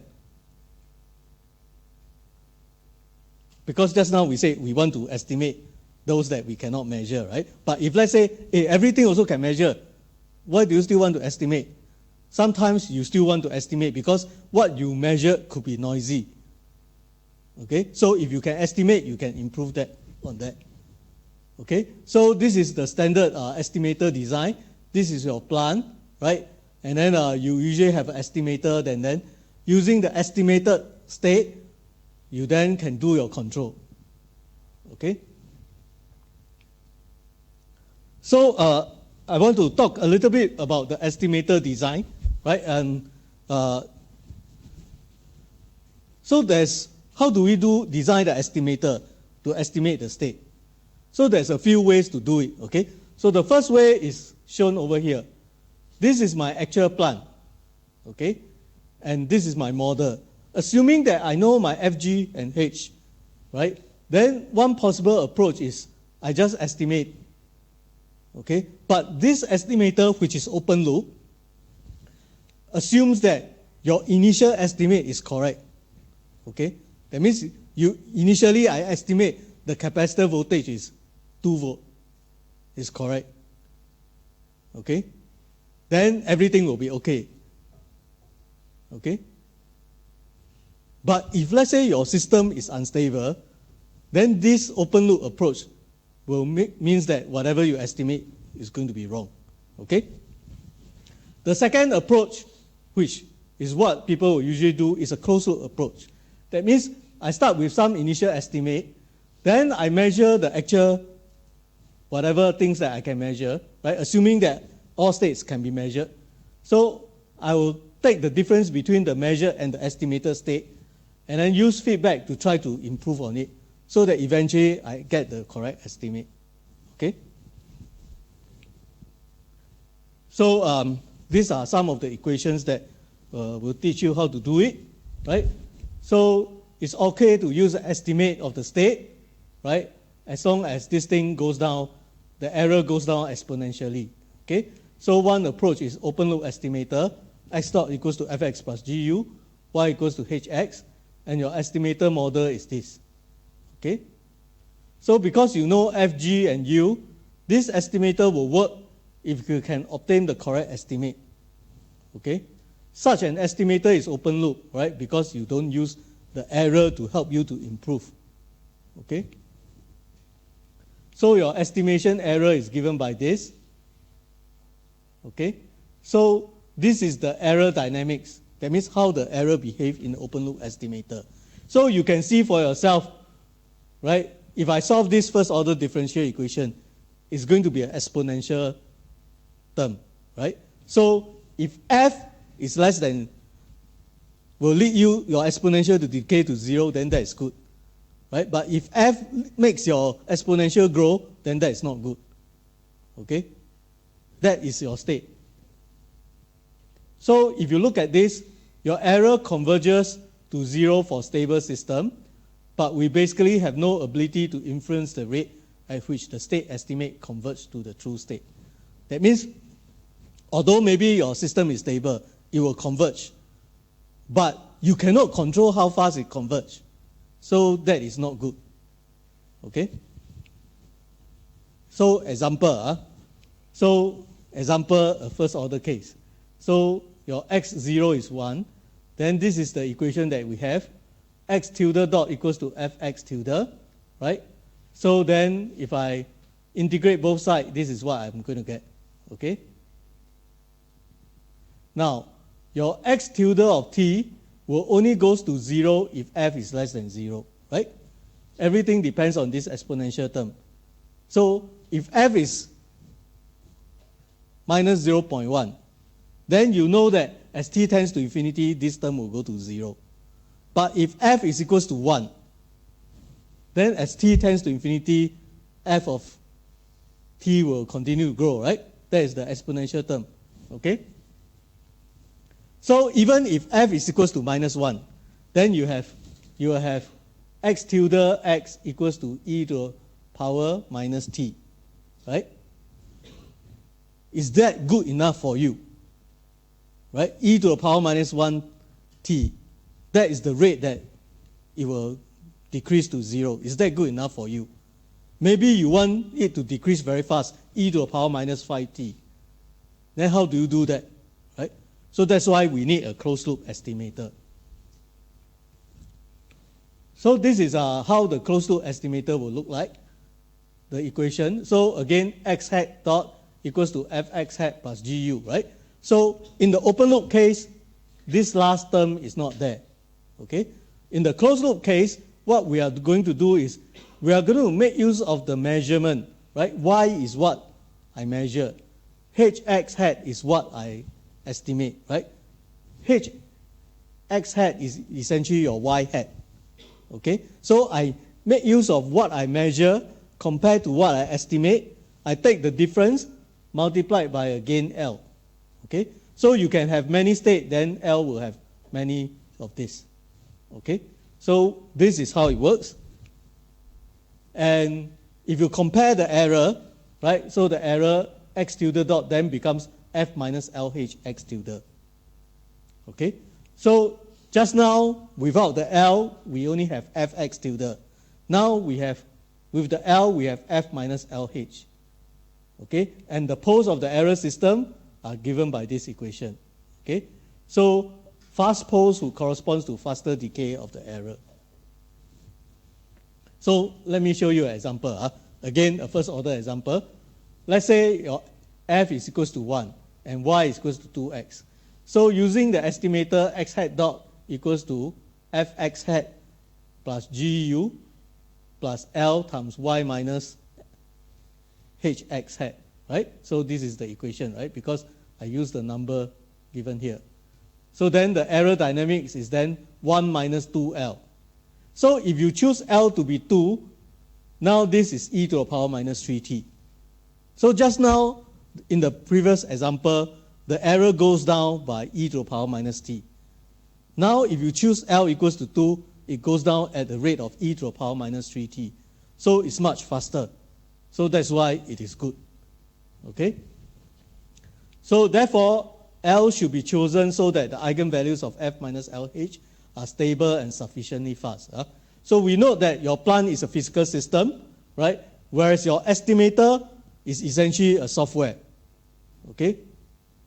So there's two very different things. For your controller, the way you choose the L, right, has to depend on the physical system.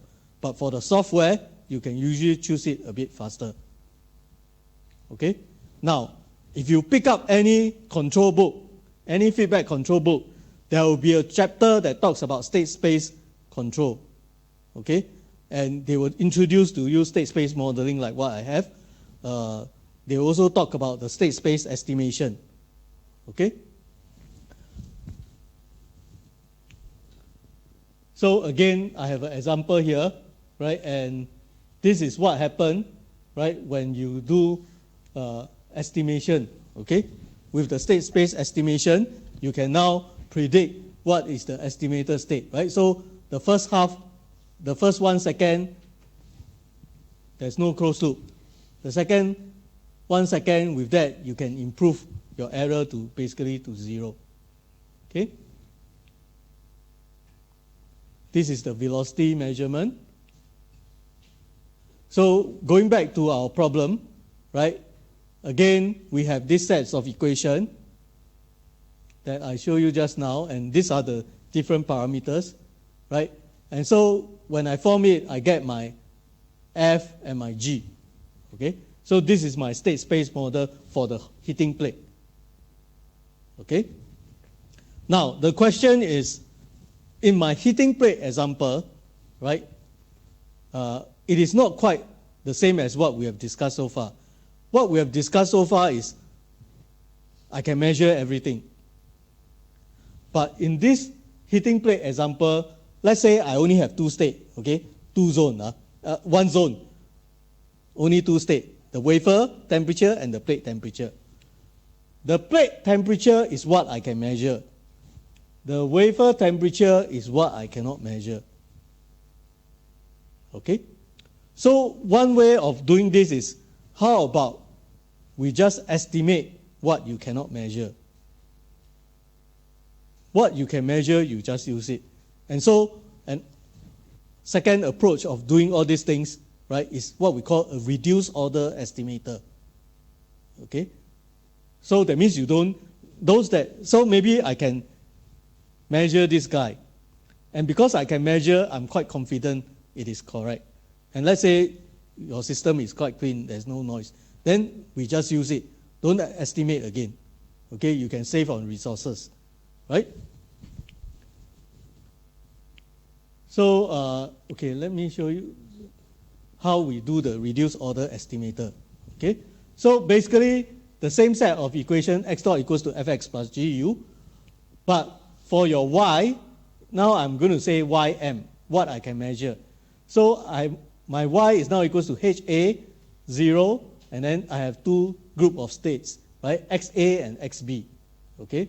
So we are allowing ym to be NA dimensional, right? So this is reasonable because several measurements might be available to you and some not available to you, right? So those available to you, maybe I don't want to estimate them. Okay? And this one, if you read the book, they will teach you about what is reduced order estimator. Okay? So the way that the system is then formulated is my XA is recovered directly from this equation, right? Because Ym is what I measure, right? So what I measure is this. From this equation, I can write XA is equals to HA inverse times Ym. So straight away, I know all my XA. Okay? So these are the states that I can measure. XB is what I want to estimate. Okay? So if this is what I want to estimate, right? So the proposal is that you are going to use this equation. XB hat is equals to L times Ym plus Z, where Z has the following dynamics. Okay? And your F bar, G bar, H bar is given by these sets of equations. Okay? And this set of equation is formed from here. Okay? So that means I'm going to break my state space model into XA and XB, where FAA, FAB are given by all these different matrices. Okay? And XA is what I can measure. XB is what I'm going to estimate. Okay? I'm not going to estimate everything. So in the previous example, I assume that I estimate everything. But now I'm saying, hey, those that I can measure, I don't want to estimate. I only estimate those that I cannot measure. Okay? And this is what is known as reduced order estimator. Okay? Of course, you can always implement a full order estimator. That means everything I also estimate. Can measure, also estimate. Cannot measure, also estimate. So if you do this, obviously it's quite complicated. I take a simple example to illustrate this to you. Okay? So I have an undamped oscillator. So this is my FGH. Okay? So if I write this matrix into FAA, FAB, FBA, FBB, this is my FAA is basically equals to 0, FAB equals to 1, FBA equals to minus omega naught squared, and FBB equals to 0. GAGB given here, right? So using just now that formula, right, the formula that is given over here, I can write out what is my F bar, G bar, and H bar. Okay? Once I have written all this, I can then find out what is the closed loop characteristic equation of the system. Okay? So if you substitute everything inside, your pole is S plus L. Okay? So in MATLAB, one way of computing the L, right, you can make use of something called ACKER.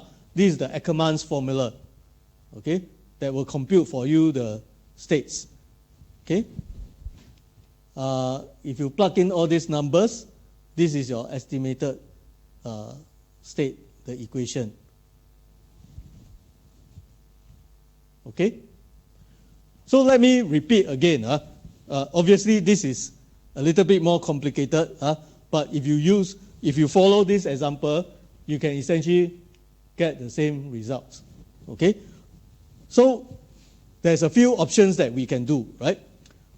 Usually, we will not do the open loop state estimator, right? Because if your system is unstable, you cannot, your estimated state will be wrong.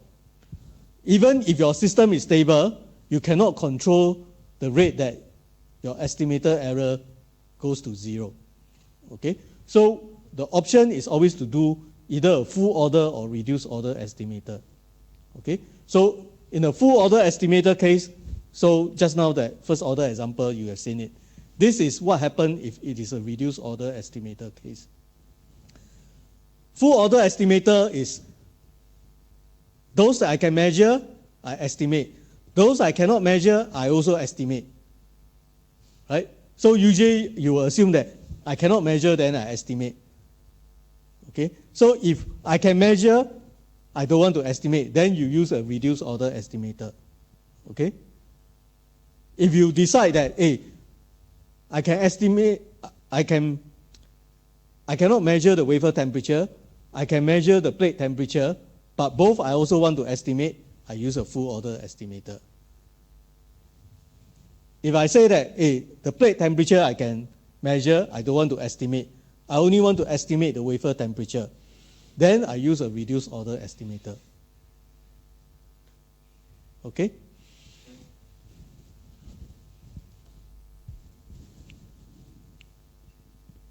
So this is an example with some simple MATLAB code to simulate and show you what happens. Okay? So in this case, x1, they don't want to estimate. They only want to estimate x2, and the initial estimate is here. So you see that this system is able to converge to the true value.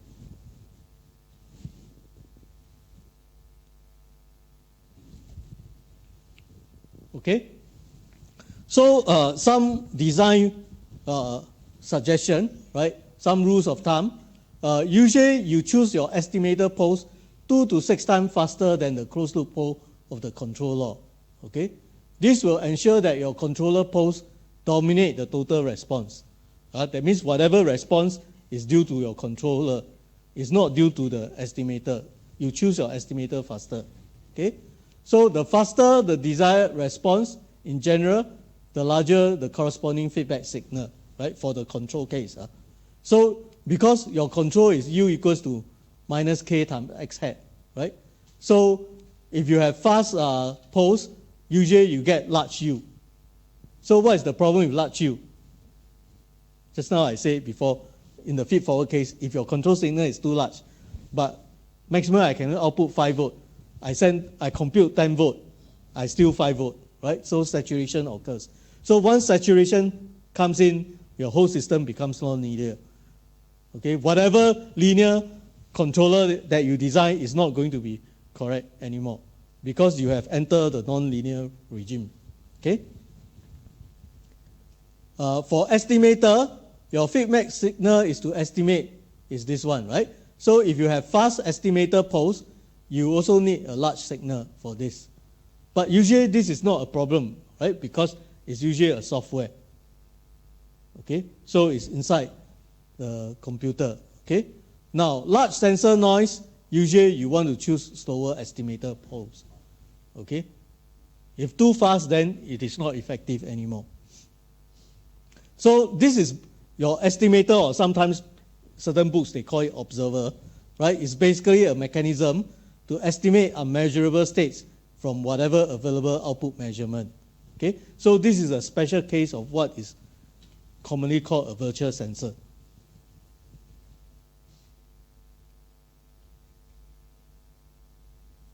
Can, huh? So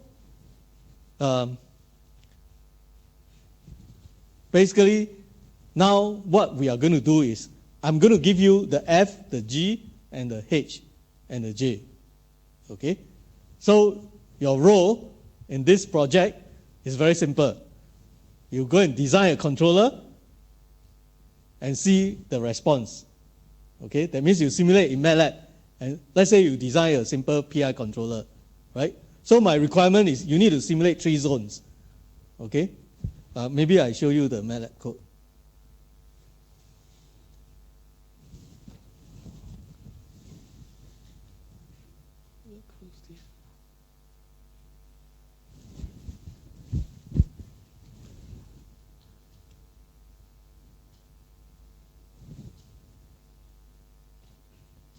Okay.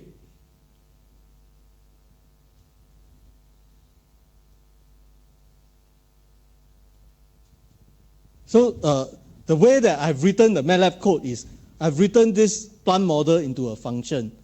Okay. So there's a few ways for you to do the simulation. The first way is you write a MATLAB code with a controller and whatever thing, and then every time you call this function, right? Because the way I've written it is this is an ordinary differential equation. So in MATLAB, there's all those ODE functions, right? ODE 23, ODE 45 that you can use to call this particular function. Okay, so that is one way that you can do lah. If you don't know how to use the ODE function, go to MATLAB, type help ODE. Then they will teach you how to use the ODE function. So that is one approach. Now the second approach is you take this MATLAB code, right, from this line onwards, you copy, you paste on MATLAB, and type enter. It will generate for you the FGHJ. you copy down the FGHJ, you make use of Simulink to help you to design your controller. Some of you is more comfortable with Simulink, you can take that approach as well. Right? If you don't want to do that, also can. You run this code, you take out the FGHJ, then you write your own MATLAB code to make use of the FGHJ. That means you don't use an ODE function to call this program. Okay? So there's a few different ways to do it. Now, for this assignment, my requirement is that you should simulate 3 zones: the center, the edge, and the middle. Okay? So this is n equals to 3. Now, if you decide that you want to simulate 5 zones, also can. You just change n equals to 5. Then it becomes 5 zones. Okay, huh?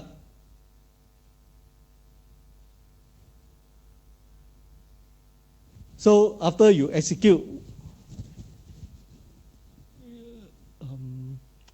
so all these parameters over here, you don't have to change, okay? I fix it, so just use back the same one. Then it will generate, so I've written it as A, so this is what you'll get. So your ABCD is shown over here. Okay? So if you decide that you are not going to use this as a function, you just copy out what is your ABCD. But you must run this, then you can find what is ABCD.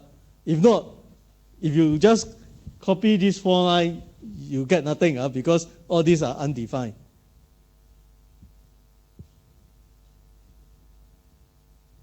Everyone has MATLAB installed in your laptop? Yes? If you have not, then you better do it. Okay. So, when you simulate this, you want to make sure that your simulation is correct, right? How do you know your simulation is correct or not? So very simple, certain things. You plot the temperature.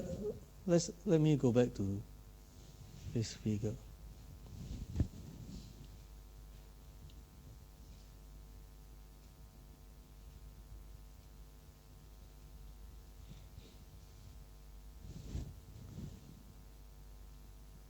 So at the end of the day, we want to see something similar to this figure. Okay? That means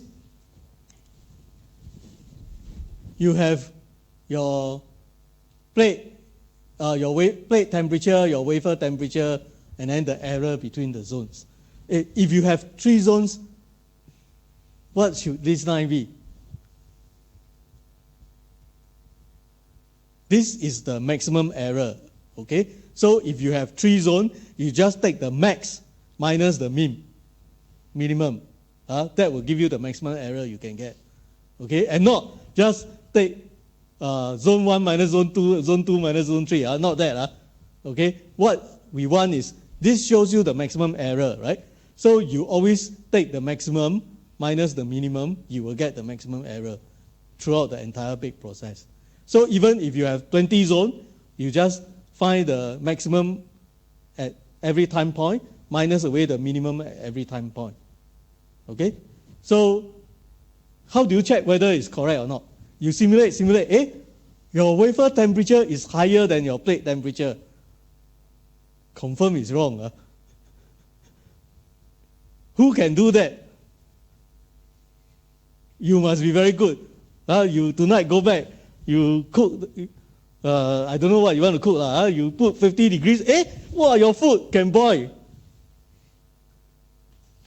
Hey, you all don't laugh. I have many students that simulate like this and give it to me.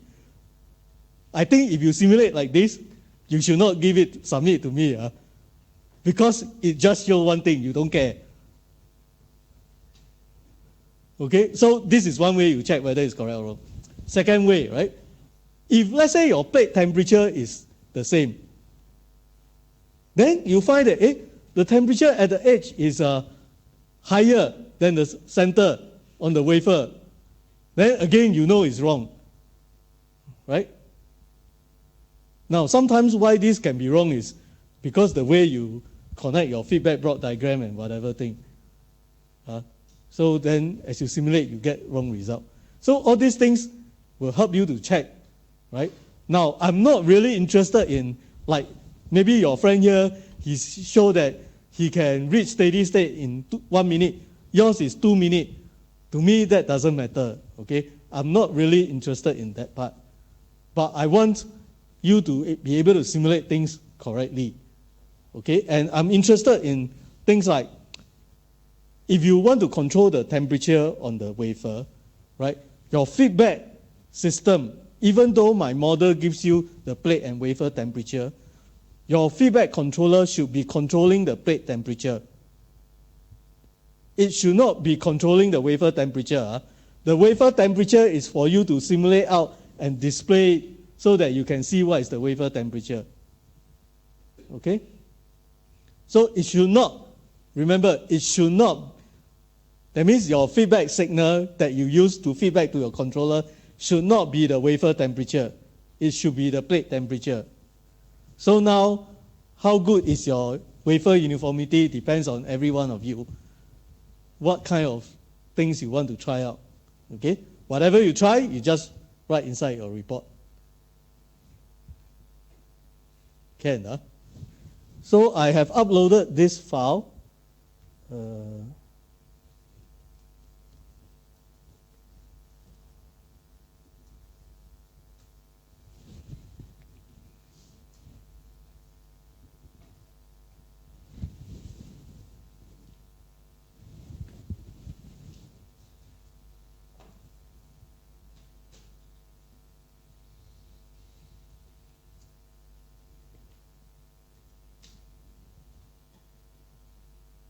So this essentially describes what we want to do, okay?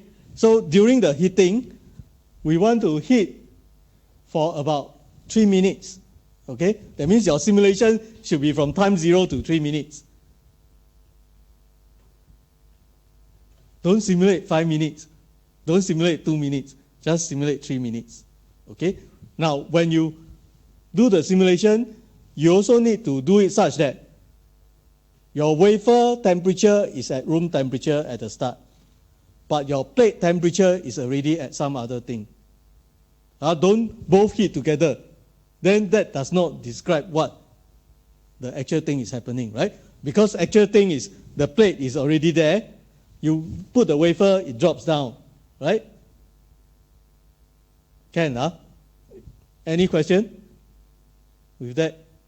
You know what I'm saying? That means my plate is already at, let's say, 90 degrees. Now I put my wafer. My wafer is at room temperature. You don't go and simulate and show, the wafer is already on the plate and then both goes out together. Then you're simulating something that is not what I want. Okay? I want my wafer temperature to be 110 degrees. Okay? So maybe you need to tweak a bit and see what should be your plate temperature. If you want wafer to be around 110, confirm your plate cannot be 110, right? Must be higher than 110, then you can get wafer 110. Okay? Ideally, the overshoot on the wafer temperature should not be more than 5 degrees. You try your best, huh? If more than 5, also doesn't matter, but you try your best, okay? Temperature non-uniformity during the bake process should be minimized. Okay?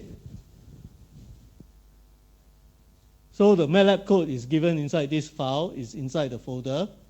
So for the plots, right, I want you to plot similar to what I've just shown you. Okay? So over here, I say slide 99. That is the main stack of slides. You go to page 99, you see how I plot them. Okay? So I want you to plot similar to that. Now, I've seen people, some use Simulink. Then they just copy the figure. Whole thing is black color. Maybe there's some pink line somewhere. Cannot see anything. You spend a bit of time, do a proper job. I look at this, it's like, wow, what are you trying to show me? It's like you show your friend also cannot see. The best is you show a friend, Can see or not? If they say can, if they touch their heart and say can, then I accept. Okay? So everything, okay, so this part is important. So everything, you put your report and MATLAB code together in a zip file and name the file A123456 This is your metric number. Okay? Name it as a metric number. Please make it into a zip file. Zip file means extension n.zip. Some of you will come with, don't know what, other format. Then I have to go and download other software in order to open to read your things. I don't want to do that. Okay? So, I say MATLAB code together with your report. So, if you have written it into a MATLAB function .m, you zip the .m together so that I can run. Okay? If you use a Simulink, whatever extra package that you need to use, you also must attach together. Sometimes I open up, cannot run. This file not found, that file not found. Then I assume cannot run. No? I will not go back to you. So you are all adults. Whatever you submit, I assume that this is what you want me to see. If I cannot run, means you don't want me to see. Okay? So make sure you submit something that can run, right? Okay, I think you can do that. So the due date is 11 September, 12 noon. I'll make sure the folder closes at 12 noon. Of course, if you submit late, I will still accept, but I will deduct some penalty from it. Then the last part, most important. So I said before, you're very good friends. You want to discuss, go ahead and discuss. But please write the code yourself. Okay? If you write the code yourself, there's no way it can look similar one. You know that. Okay? You can discuss with your friend, hey, how should I do the PI controller, all those things. But don't need to show your friend your code. You show your friend your code, then sometimes your friend memory very good. Then I don't know to blame who. Okay? So you can just discuss. Hey, maybe we should do PID. Okay, no, I want to use a state estimator to do it, also can. Okay, so I have many different solutions. I see people submit different solutions. Okay? Can? And my suggestion is you start doing now. Don't September 11, suddenly on the 10th of September, wow, I received so many emails. Some email is, how do I run this code? I think it's too late to reply you. Then maybe you will do the next 4 assignment. I think that is better. So my suggestion is, today you go back, you try to run this. Cannot run, at least you ask me early. Yes? Anything?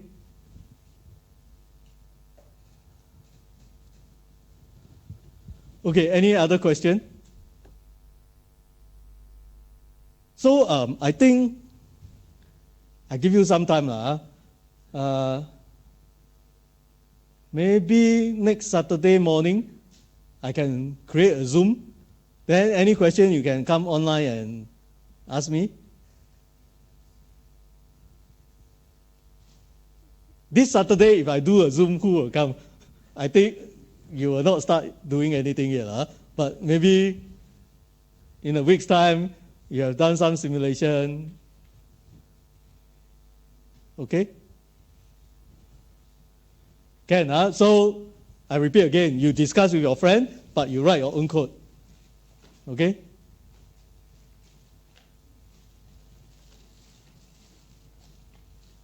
So I think by this week, the webcast for this lesson will be up. Okay, so if you need to review, you can go back and review them. I will create a assignment folder in this Canvas platform, and I think you will receive an alert. Then they will tell you what folder, and then you just upload your file inside. Okay?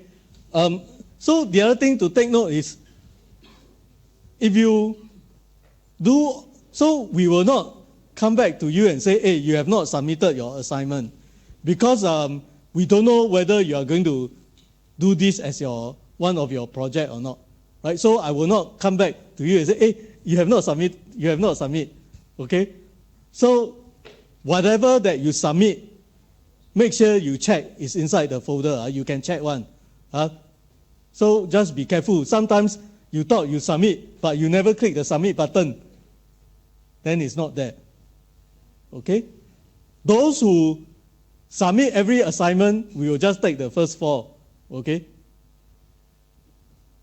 Once a while, we will have people very hardworking submit all assignment, but we will just take the first 4. Okay?